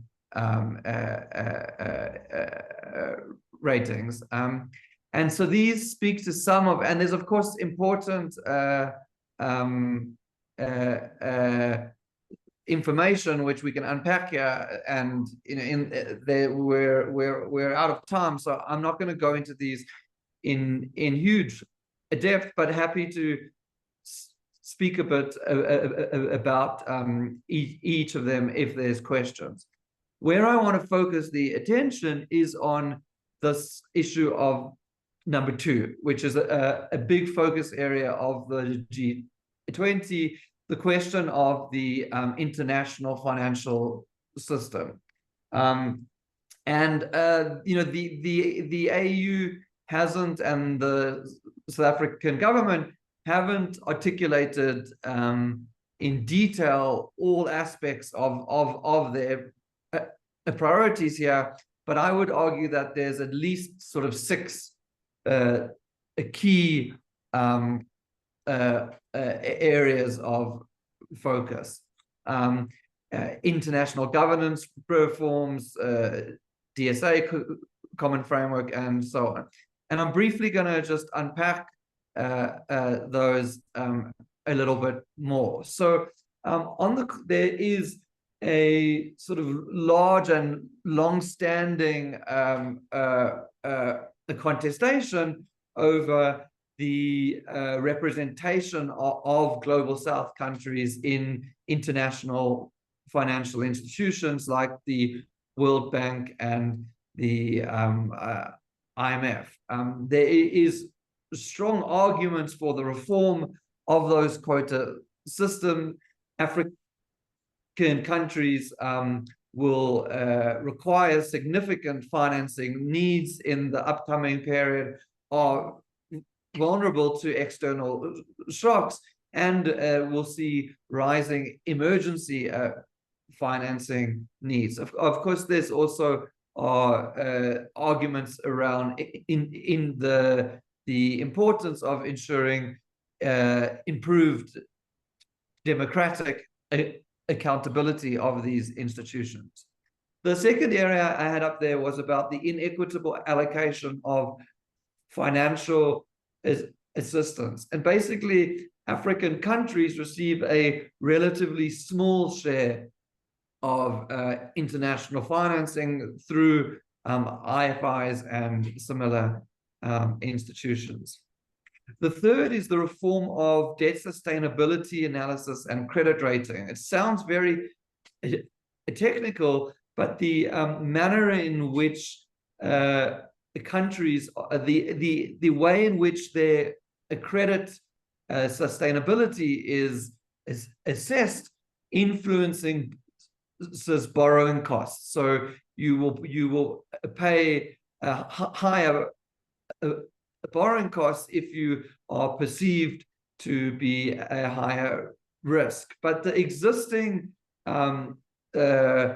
formulas used in those debt sustainability analysis are both quite unscientific and disadvantage African and low-income countries. So, for instance, you are viewed negatively if you're a low-income country with a debt to GDP ratio of over 60%. Similarly, in credit ratings, ignore a whole range of country factors. For instance, natural endowments, which provide strong ability to repay foreign currency. So there's a whole cluster of issues there around the reform of sustainability analysis and credit ratings.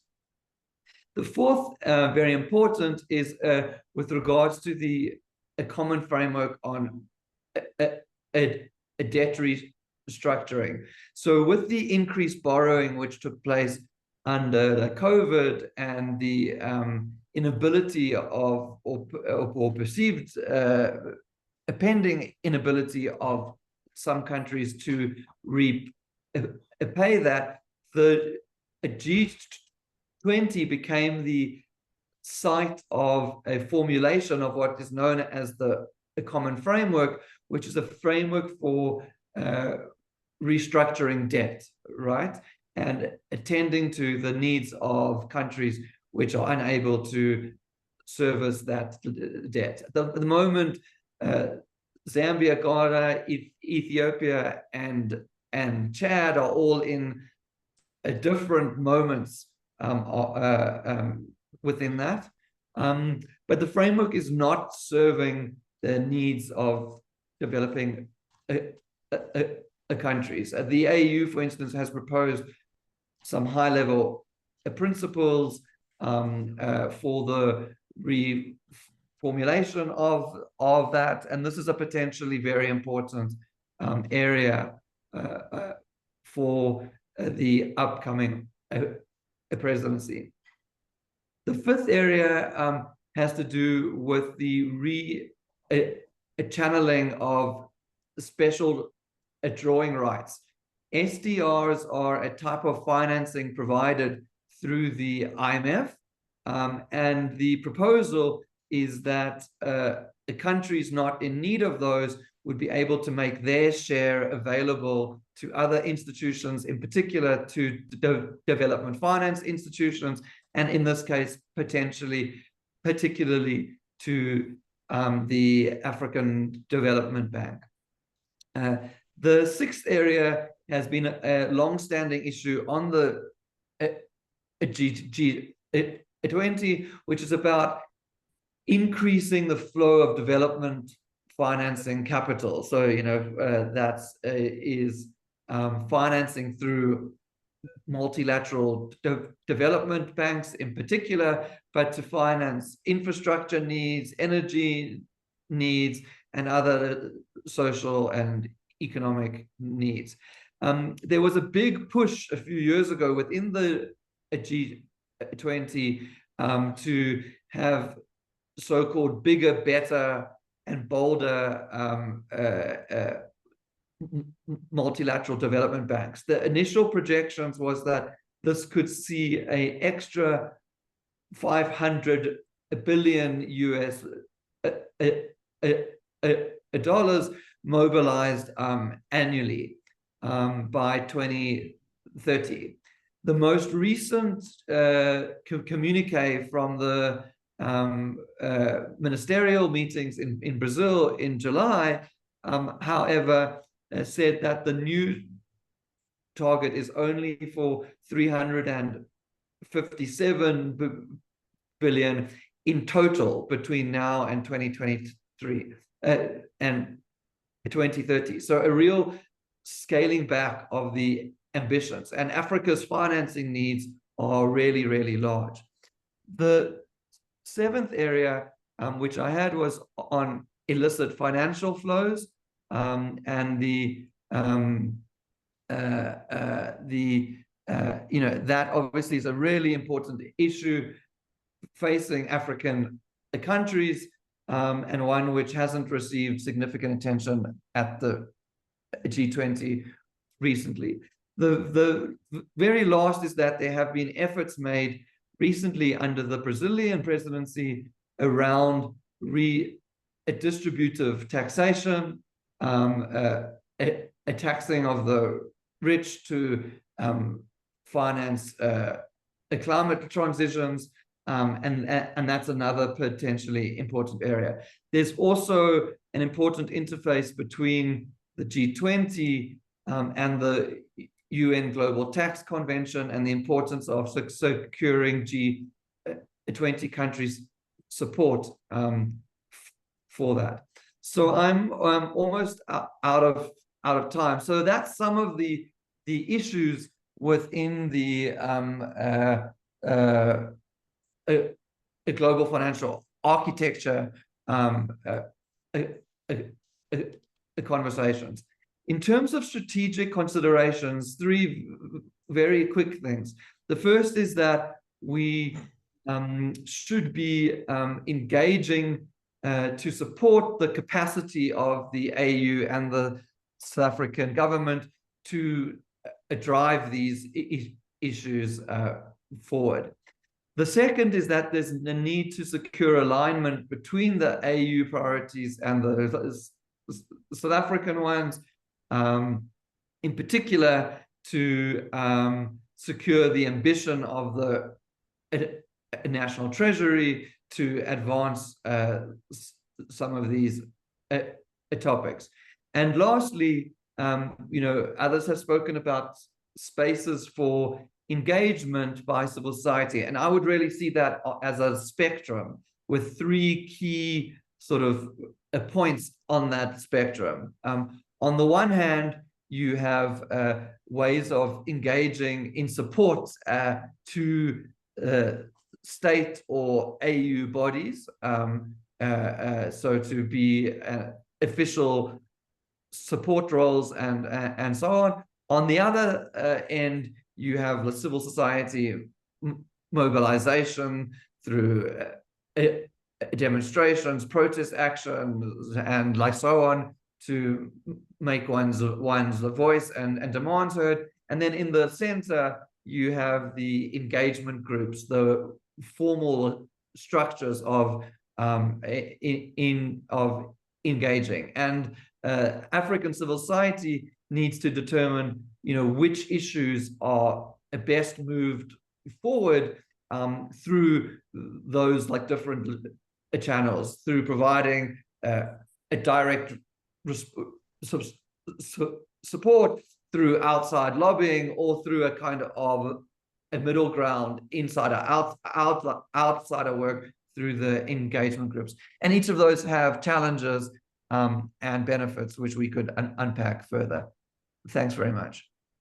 Thank you so much, Dr. Isaacs. It's a pity I can't speak to what you've spoken to, because now I've trusted the question and answer segment. But one thing that you noted was Africa's financing needs are colossal. For example, the African Development Bank estimates that the infrastructure investment gap annually is $100 billion. And that's just infrastructure. So, what about everything else? So that's quite a huge thing that you talked about the need to work around how can we garner more financing for Africa's development. Right. So I'd like to open up to the floor and and ask for questions from the floor. And you know how it works. You lift up your hand, and then we come to you, and then you pose your question to the panelists. If it's okay, could I ask all the panelists to switch on their cameras so that everyone can just, yes, Luazi, I see you're there. Please go ahead. All right. Thank you so much, Tawanda and the panelists for their presentations today. Mine is very, very simple. What would make this a truly African G20? And what would be an outcome of the Global South G20 hosted in South Africa? Because we understand there are various challenges and various initiatives by the G20. But what would make this a uniquely African G20? Then for years to come, we can utilize it as a marker of when South Africa hosted the G20, Africa's developmental trajectory was then addressed by the international community. Thank you so much, SALO, for hosting this dialogue. I'm sure other people have burning questions they might have. Thank you so much. Thanks, Loazi. Yes, please, more questions, please. Let's try and do a round of questions. It's more convenient.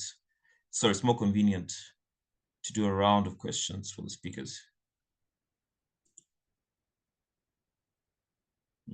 Okay, Prof. Rob Moore, I saw you wrote something in the comments section. If you are in the discussion, please feel free to pose your question more directly. There is one hand, Chair. Oh, okay, I missed a hand. Yes, please go ahead. Please go ahead. Yes, thank you very much. Welcome, Ambassador. Welcome, Ambassador. Yes, thank you very much, Tawanda, and a good day to everyone. And once more, thank you to SALO for putting up this important platform for us to reflect on what is quite a seminal development, which is the issue of AU membership and participation in G20. And you'll understand perhaps when I speak a bit later on the significance of this issue. But I think that I just want to make a couple of general comments and maybe raise some issues that have emerged from the various speakers. It's important as a first point to understand the origins of the G20 as essentially something that arose from the 2008 global economic crisis. And it was created as a platform that identifies the sort of large economies that would make it possible to coordinate management of responses to global economic and financial crisis. But it's also important to understand that, G20 has also evolved from its days as a platform just for finance ministers and central bank governors. It has assumed it has become a political platform that has even evolved to the point where there is a head of state level participation. So it's again something that when the next crisis arose, the most ready platform that the leadership of the world could find was actually the G20 within which to engage to deal with that next platform, crisis rather. So I think it's just important to understand that background. And secondly, it's also important to be cognizant of the fact that even with its origins, which aimed to balance between the North and the South, between the developed countries and developing countries, there was always a push for dominance by the North within the G20. And this goes back to the period around 2009 when I happened to be the South Africa's G20 Sherpa. And that's probably the only time in my life that I've engaged in a bare-fisted fight where, there was a very clear effort by the European countries to expand their own membership within the G20. And we really had to put up a death fight to resist that. And to even remind the European Union that the seat that they occupied originally, belonged to Malaysia. But when Malaysia had that fallout, with the international financial system and chose not to participate in the G20, that seat then went to the EU. And therefore, we're raising that in the context that, with your participation as EU, we've got to look at the issue rather of Africa's participation, the AU or more African countries, rather than more European participation.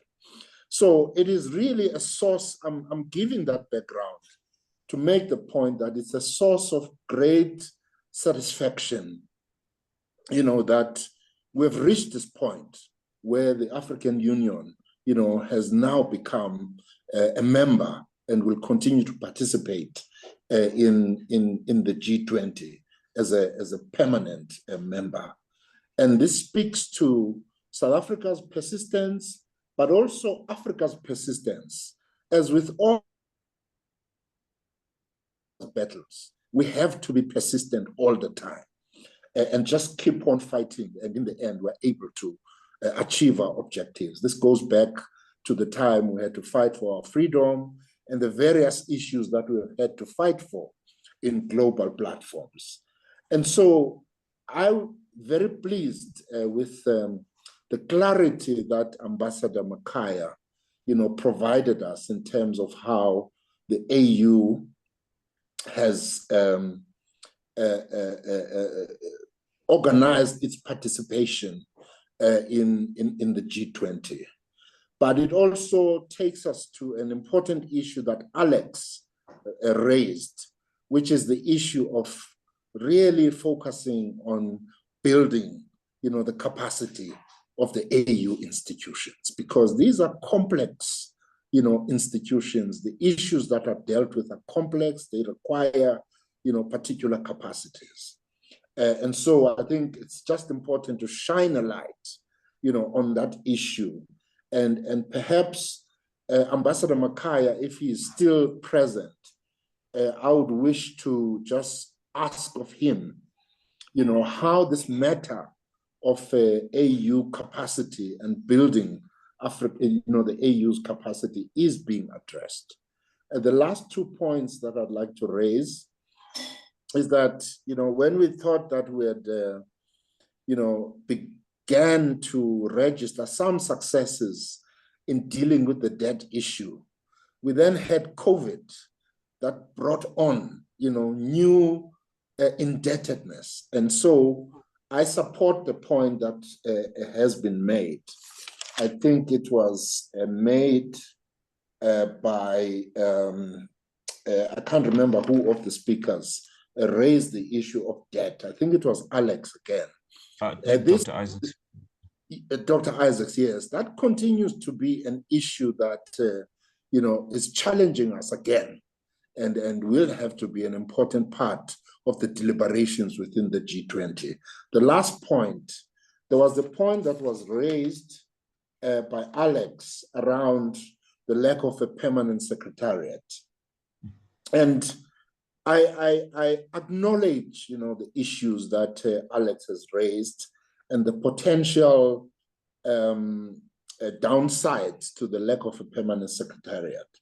But it's also important to understand from the origins of the G20, it was always meant to be a platform that is able to respond to various global crises, help in the management of a global crisis, but also be able to respond to issues that come up. And so there is that element of flexibility which this arrangement allows for. But I think that probably there's a need to find that balance, between having a permanent secretariat that tends to, and make the organization function within a set agenda, but take account also of the need for flexibility for the organization to be able to respond to the various issues that challenge the global economic community. So those are just the points I wanted to raise. Thank you so much, Ambassador. We're still waiting on your book on the post-apartheid political economy, including the inception of industrial policy. So please, Ambassador, don't forget, we're waiting. Thank you. Thank you very much. And then Atikosi, soon to be Dr. Toba, I see your hand is up. Please.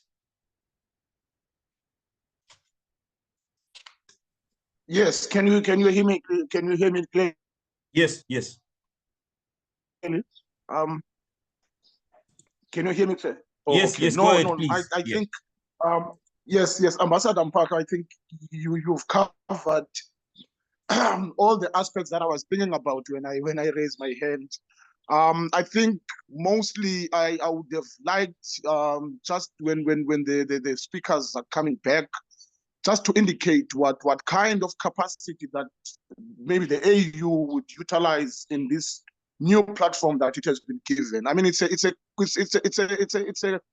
opportunity that countries like South Africa have been advocating for, that really the AU represent a common African position in terms of broader issues of economic development, social and other political issues, including peace and security. So I would appreciate if there could be some insight in terms of what kind of capacity that the AU has to focus on when it continues and starts its engagement with the G20, but also taking into account the role that South Africa has played to advocate for the inclusion of the AU within the G20 structures. And it's significant because it speaks to the position that South Africa has held for quite some time now in terms of respecting multilateralism as the key mechanism to address both continental and global issues. So in that aspect, in terms of capacity, what is it? What kind of capacity that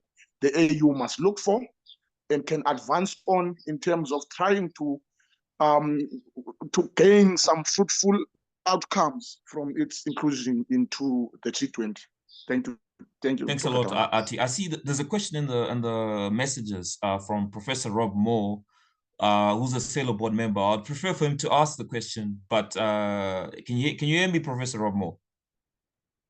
Hi, Tawanda. Yes, sure. Oh, excellent. All right, there you go. Okay, great. Yeah. No, thank you.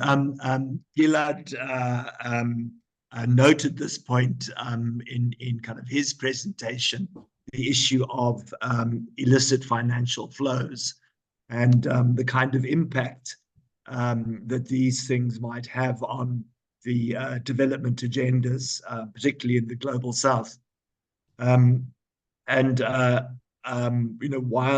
Whilst the G20 speaks and addresses a whole range of enormously important issues, as we've heard this morning, I think it's important also for there to be some insight into, if you like, the dark underside of what happens in terms of global dynamics in this direction, and the degree to which they seem to operate with very, very large measures of impunity.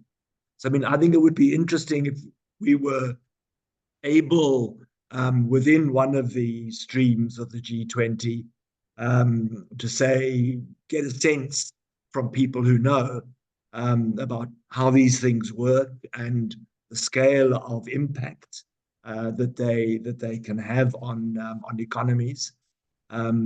Then which agencies are at work to counter them?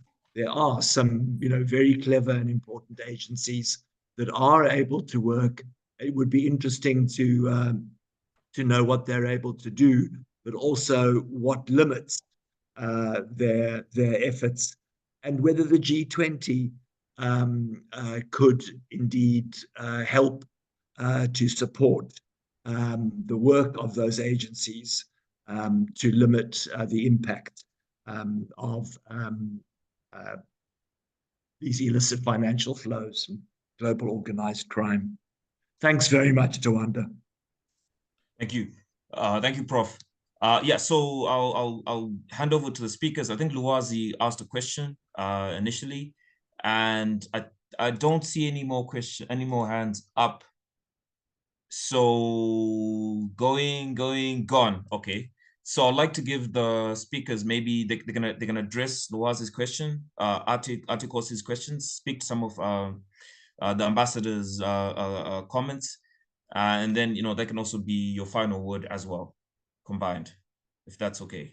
So I'll sorry, hand over Chair, to the I speakers. raised my hand. I don't know what Oh, happened. I apologize. Sorry, I didn't see it. Please go ahead. Okay. Apologies. I go by the name Skumbuzo. I just have 2 quick points.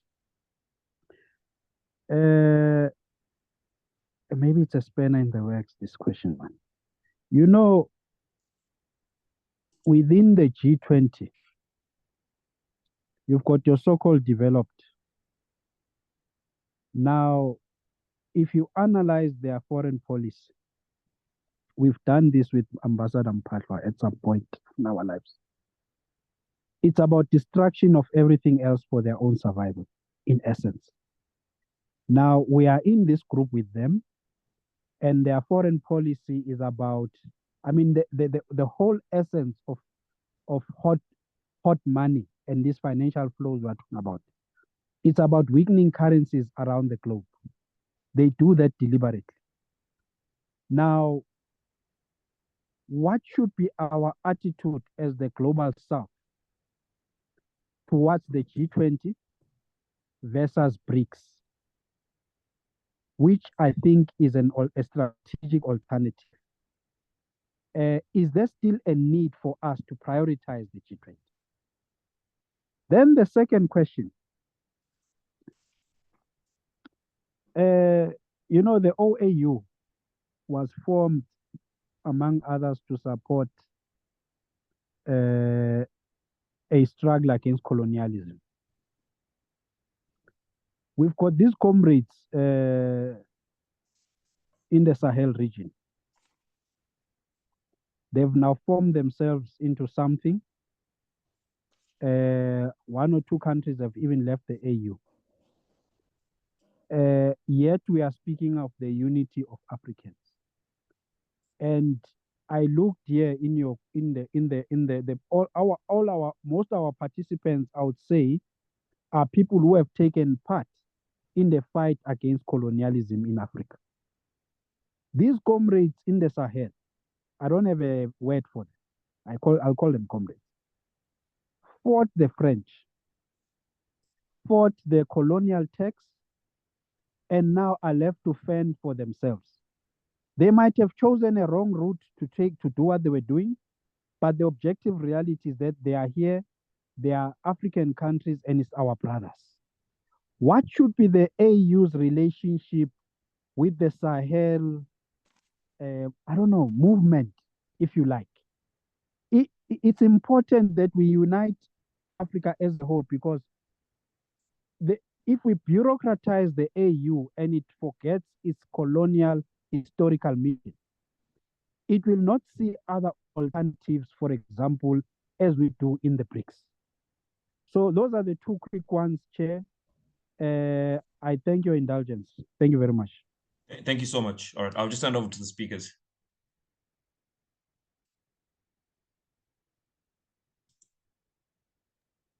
In which order, Chair?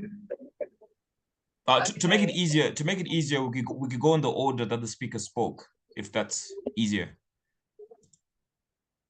So we can start with Ambassador Phoebe, and then we just go as everyone spoke, in the order everyone spoke. That's easier, I guess, and fairer. Okay, so I will just focus on 3 issues. The first issue is the question about, and I think that the historic reminder by Ambassador Mpatwa was important, because at the end of the day, the G20 came around, the financial issues. The advantage of it that finance and financial issues can cover a whole broad range of matters, as we've seen in the evolution of the G20. but also the list of issues that I think that was listed by Gilad, you know, from illicit financial flows to you know, the question about the debt, etc. And I think that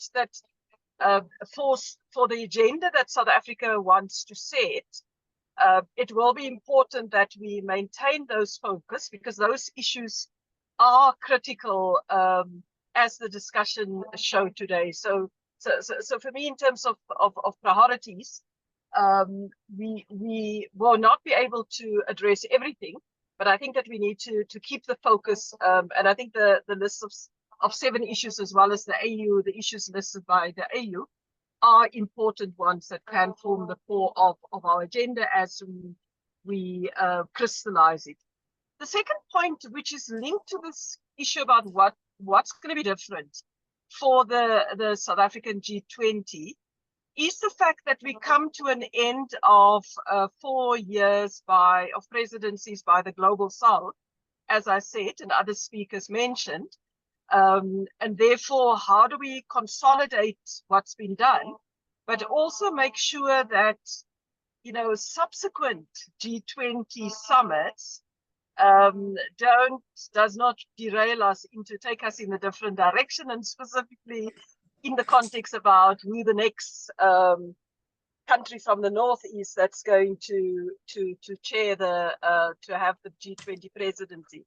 So I think it's going to be a very important issue that, in the manner that we frame our priorities and how do we consolidate matters in terms of our program for the 2025, it also needs to at least look back, but it also needs to look forward, so that we don't see a regression in terms of our gains. The point that the last speaker raised about, you know, what's happening in the Sahel, I mean, I think that it's a matter for a different discussion, because the issues are quite complex. And I certainly think that we do need a discussion about it. It's an important issue, our relationship with what's happening there. But I do think that it really is a matter for a separate discussion. Thank you very much.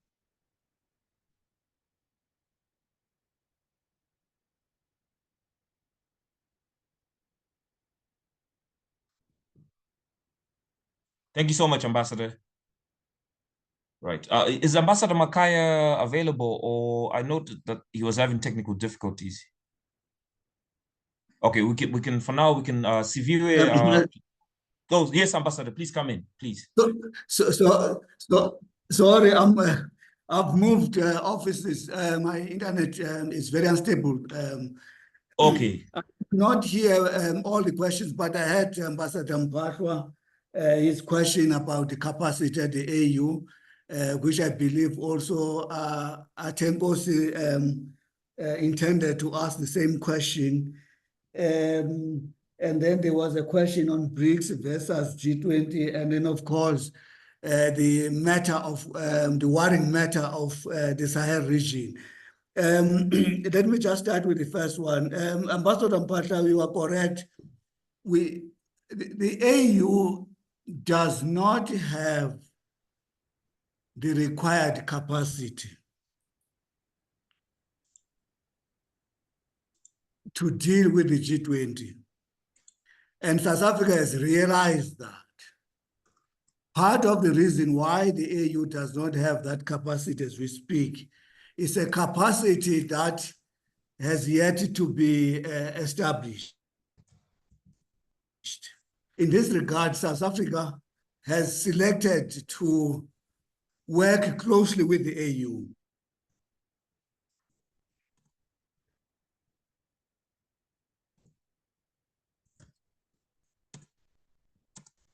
Experiences by South Africa. South Africa G20 Sherpa, DG Zen Dengo, has been to the AU twice to brief the AU. As we speak, there's a big nation that will be visiting South Africa to meet with the South African departments that are participating at the G20 to learn from them. Now, at the AU Commission itself, as I said, there's a unit, it's being called coordinating unit, it's being established. but funding is going to be a problem. Even in the previous meetings at summit level, at executive council level, there's been an emphasis on the need for the AU to prioritize in its participation at the G20. However, there's also been a call for the Pan-African financial institution to come on board and make donations to the AU's participation. So the capacity constraints at the AU is both financial and technical. So that's a matter that is being attended to. Compounding the situation as we speak, we've got the AU G20 Sherpa, who's the current Commissioner for Economic Affairs. And he's serving his last term as a commissioner. So in February, new commissioners will be elected, including the Commissioner for Economic Affairs. So that commissioner, whoever would be elected, would have to hit the ground running. However, it's also a responsibility of the AU member states that when they elect the Commissioner for Economic Affairs, they have to get the brightest that we could find from the continent. Because it's an involved portfolio as we speak. But I think we will learn as we move on. There have been some partners who have volunteered or who pledged donations outside the continent. The position of the AU as we speak is not to accept the donations that come from outside the continent. Maybe it's a decision that may be reviewed in future, but as we speak, the decision is just to use funding that comes from the continent. Now, on the, I want to address the question on BRICS versus G20. I believe DICO colleagues would be in a position to do that, but at the AU level, there's an excitement that the AU is now a permanent member of the G20. And that is in recognition of the strategic importance of the G20. It's a grouping that historically was addressing the financial issues, but increasingly now the mandate seems to be expanding. We see now the geopolitical contestation manifesting themselves at the G20 meetings. Hence the need for that closer coordination between South Africa and the G20 and the AU team. My last point is on what is happening in Sahel. I think Phoebe is correct.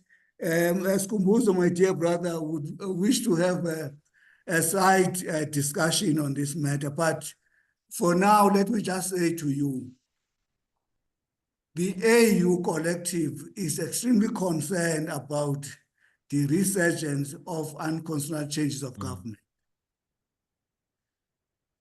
6 AU member states are currently under suspension. 4 of those are in West Africa. They've been suspended from the AU activities. They've equally been suspended from the ECOWAS activities. Now we see the latest development by 3 countries in that part of the world, Mali, Burkina Faso, and Niger, forming what they call an alliance of the Sahel states. It's a worrying development that requires an urgent attention. As we speak, discussions are ongoing within the AU, Peace and Security Council, to see what is that needs to be done to assist the suspended countries to come back to the AU family. Because the longer it takes for them outside the AU, the danger it presents. ECOWAS, as we speak, is under tremendous pressure in terms of its regional integration. So it's a concern, my dear brothers, Kumbuzo, that we have, but we wish to have a side consultation with you so that we can take you through what is coming up in that regard. As I leave this meeting once more, I want to thank SALO, Tawanda colleagues. We thank you for inviting us. And we believe that this is a very good initiative by SALO to have a bit of a reflection on this.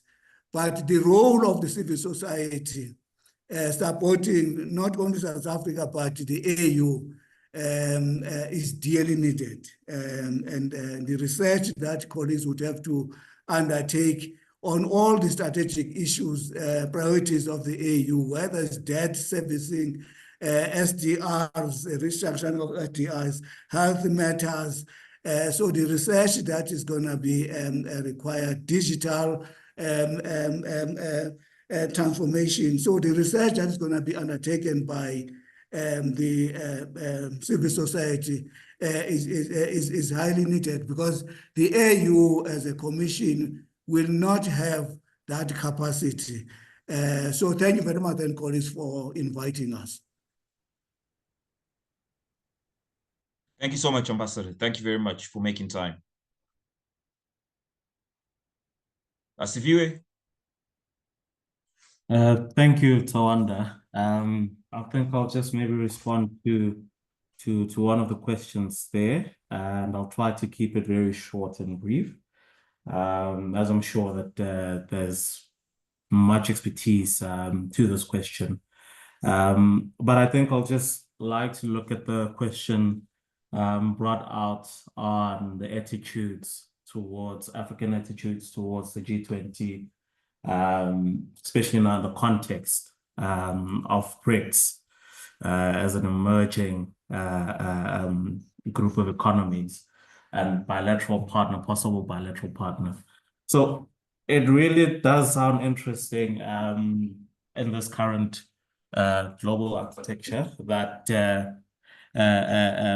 the importance of the G20 to Africa is put against other emerging markets, other emerging possible funders and donors and investors to Africa, BRICS being one of them. And this speaks to the relevancy of, or the question on the relevance of BRICS, on the G20 to Africa, right? I think I mentioned in the presentation earlier that cumulatively, G20 makes up 85% of the global GDP and 75% of trade, which I think are stats that are very important when countries and the continent at large seeks to be fully integrated into the global financial architecture as well as the global trade architecture. Right. But when you look at some of the initiatives, and I'll keep on speaking towards this Compact with Africa, you realize that there's a glaring absence of countries in certain regions, and there's a glaring absence of countries that can be considered economic and even regional hegemons in the continent. Whether this is due to those countries' political lack of will, issues of governance, or whether this might be due to the G20's multiple conditionalities that are linked with their investments, such as ensuring that private investments will definitely not suffer from political risks in those countries.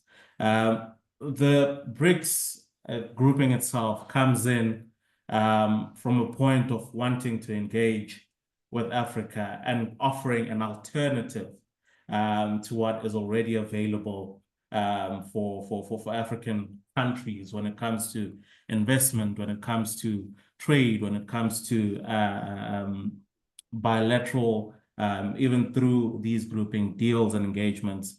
So what this really does then is that it gives African countries an opportunities to look at which group or external partners to engage with, depending on what they're bringing to the table, depending on what they're looking for in terms of deals with African countries.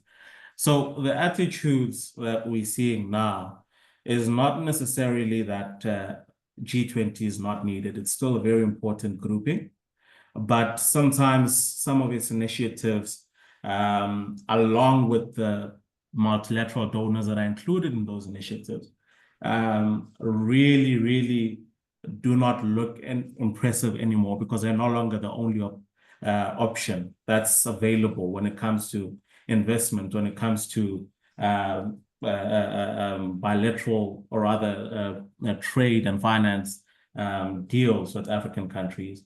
And within the G20, we start to see that there might even be a lack of engagement as a cohesive unit from the G20 dominant economies with the continent, right? So these dominant economies would really rather go for bilateral deals with African countries.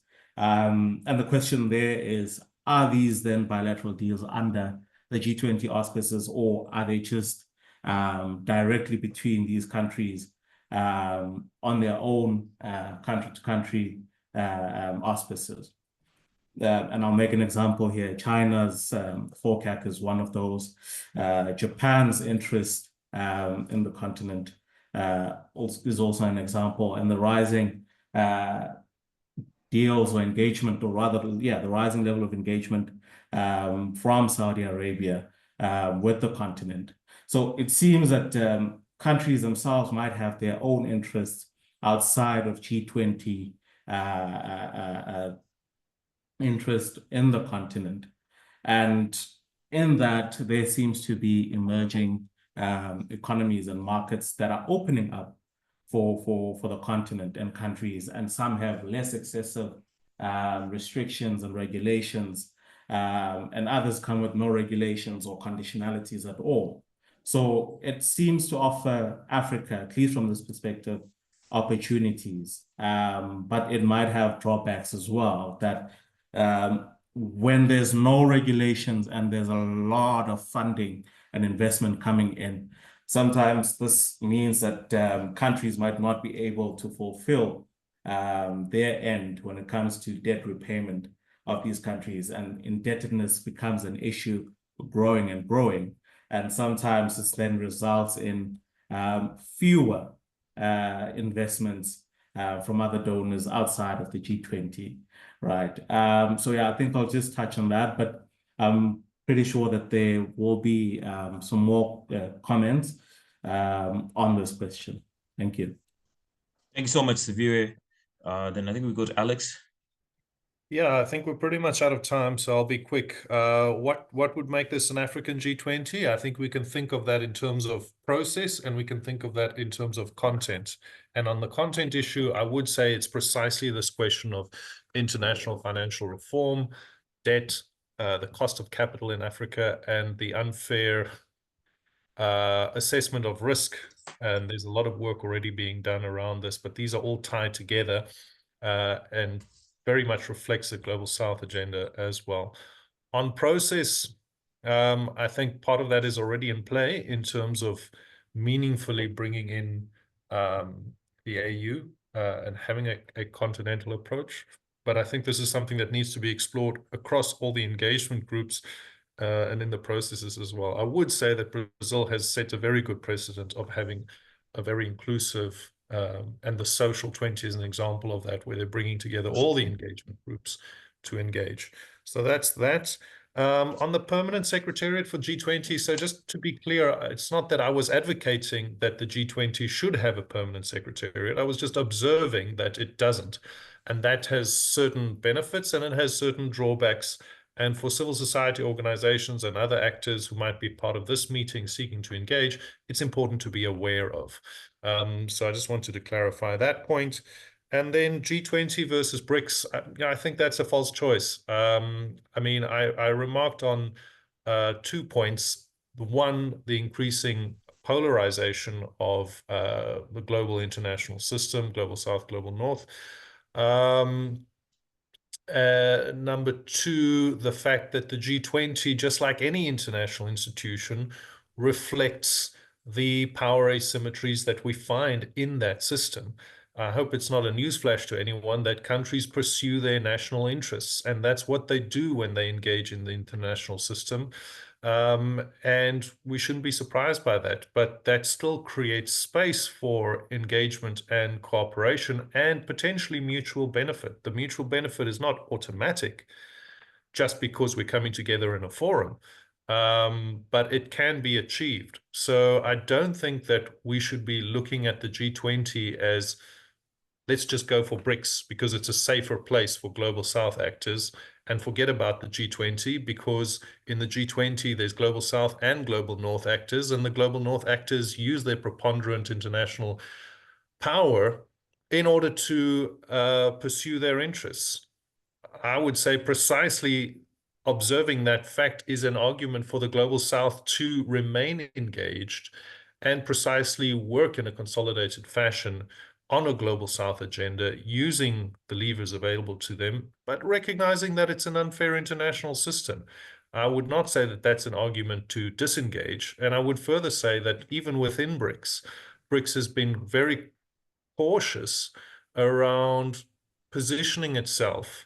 And if you look at, yes, you know, there's lots of detail that one could go into and arguments that can be made, but broadly, BRICS has positioned itself as saying that it seeks to reform global global international institutions rather than replace. It has a reform more than a replace or a substitution agenda. And remember that BRICS itself, even though it's now it broadened its readership, is an exclusive club. It does not involve each and every global South country. And power dynamics are equally in play within BRICS, because you know, you're comparing countries like Brazil and South Africa to Russia and China, even India. Yes, those power disparities are there as well. And again, countries do engage in the international system in pursuit of their national interests. So what China does through FOCAC with Africa versus what China does in terms of its engagement in G20, or China does in its engagement with the AU or its bilateral engagements, again, there are multiple channels through which international cooperation is facilitated and through which countries pursue their interests. So, yeah, I would think a very, very brief argument to say that I don't think we should be framing this as drop G20 because of the challenges it experiences, and rather go with BRICS because it's kind of perceived as a global South safe space. I think there are a lot of problematic points that could be raised in that basic framing, and I do apologize if I've kind of caricatured or simplified the point that was made in that question. Thank you. Thanks a lot, Alex. I think those are good points to consider and mull upon. Dr. Isaacs, please. Excellent, thanks. So for the quick questions asked, the first in adding on to this conversation, which Alex mentions on the legitimacy of the G20. I think it is important to note that the G20 is a problematic forum, that some of these issues are that we should be advancing, that some of these issues get handled within existing international fora of democratic accountability, right? So it's important, for instance, on tax issues, that goes ahead at the UN tax treaty conversations, you know, that the G20 is there is no a treaty, there's no mandate, so it is a problematic forum, and at times it is important to advocate that certain conversations take place within acknowledged forums of global democracy. At the same time, it's an existing forum, which is a real place, which exists, in which decisions get made, and in which you can either engage with and try and influence, or pretend that it's not there, right? And so I would agree that it is a very important site of contestation. On Rob's question about crime and illicit financial flows, so there is a working group under the Sherpa track on anti-corruption. I don't actually, to be honest, know a lot about the legacy and success of that working group. In the leaders' declaration, there is generally some mention of these issues. If memory serves correctly, particularly in the Rome Declaration in 2021, there was quite a robust mention on a few of these issues. But I certainly think it's an important issue, and I'm not sure exactly where it's at. But illicit financial flows themselves haven't been dealt with in a systematic way at the G20. On the third, the support to the AU, this was partially covered, but I really do think it's important. The G20 is a very state-centric forum, right, where the people at the table are the states, and yes, there are engagement groups, but unlike at the UN, civil society engagement is quite limited, and so influence needs to be exercised through a state party, and the capacity and support to the AU is an important vehicle for that. Lastly, in terms of the priorities, I would say, which echoes what Alex said now, the question of global financial architecture reform, but in particular, the question of debt. You have to think to yourself, what are Africa's needs and what are the issues which the G20 actually tackles, right? Because there might be an African need, but that need isn't really best served in this forum. And if you take both of those things, Africa's needs and issues central to this particular forum, then the question of debt, financing, and the common framework become central and open themselves up for a focus issue. Thanks very much to SALO and others for this opportunity. Have a great day. Yeah, a great thank you to all the speakers, including Ambassador Makai, who really went out of his way to join us. Now, I'm not going to attempt to even synthesize the broad and enriching discussion we had today. There's so many angles, but rather I'm just going to pose a few questions. It won't take me more than 3 minutes that I just think going forward, we might also want to consider in addition to what we have talked about already. So one thing that Dr. Isaacs noted just now was that the G20 is a very state-centric. It has a very state-centric orientation. Therefore, I'm a bit worried that in some of our discussions, we were not able to investigate the role of the African and Pan-African private sector. Okay, especially in terms of some of these things around debt, around investment, around whether it's investment for infrastructure, investment for human capital. What is the role of our own African private sector and also of the broader Pan-African private sector?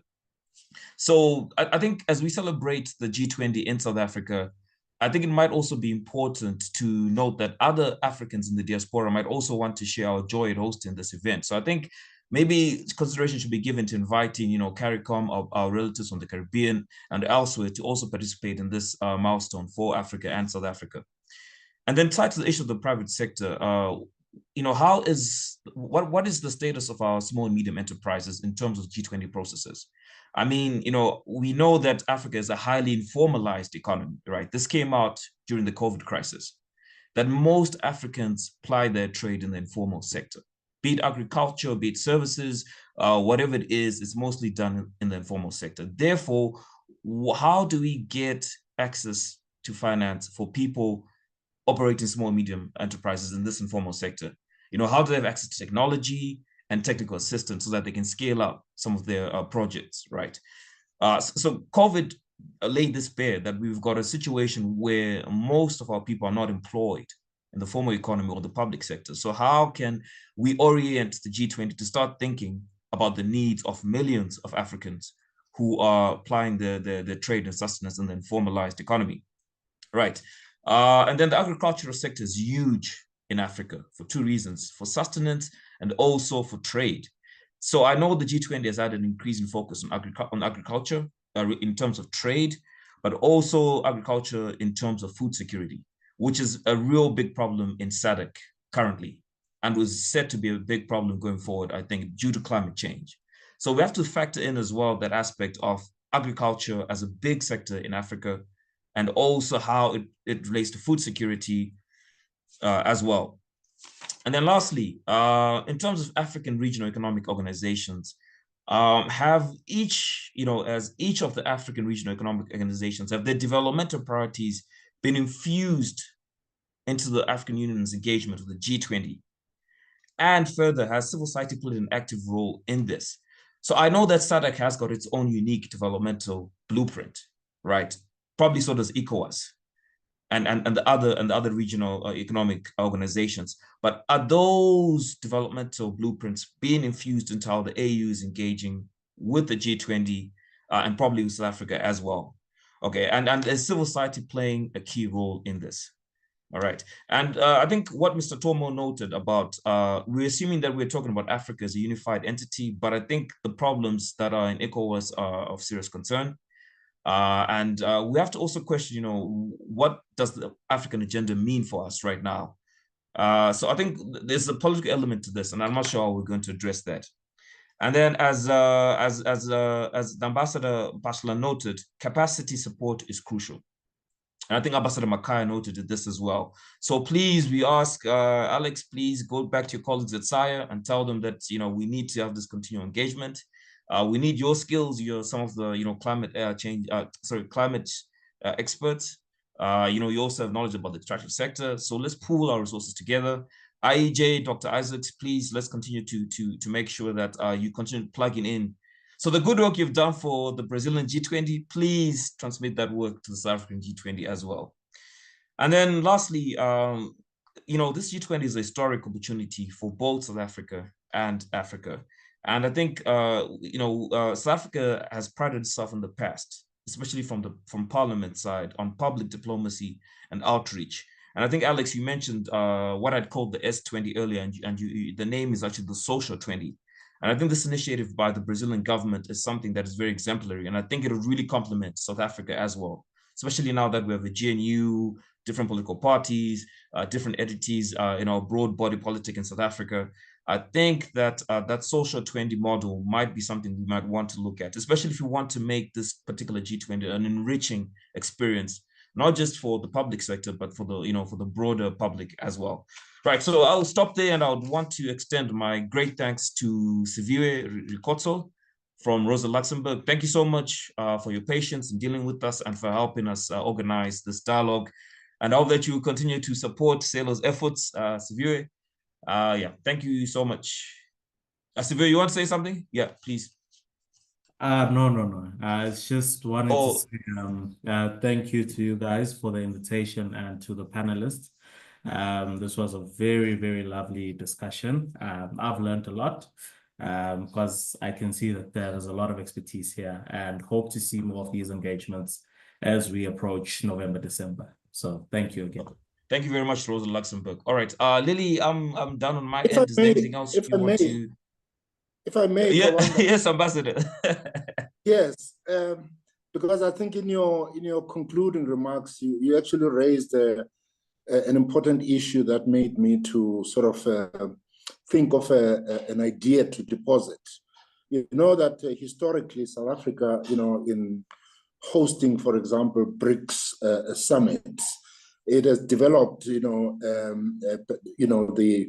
the practice of involving many African governments. And I think that from one of the points that you raised, we need to begin to consider more African private sector mobilization for these processes, both in terms of participation in the actual summits themselves, but in also looking at issues of how we capacitate the African Union, a greater mobilization and participation of civil society. So I just wanted to kind of zoom in on those particular points. Thank you so much, Ambassador. And I just remember that people like Daniel Miniele, who's now at Nedbank, He used to be, deputy governor of the Reserve Bank, and he was very articulate on the G20, and now he's in the private sector. So those are the type of connections that I think you're speaking to, Ambassador. And once again, we should try to make those networks happen. Right. I'm done on my end. Lily, is there anything else you want to Thank you so note? much to everybody. Thank you so much to Tawanda and from SALO. We're very grateful to everyone to be here. And I'm going to end the meeting now. Thank you so much. Thank you so much, Lily. Thank you for your hard work. Thank you.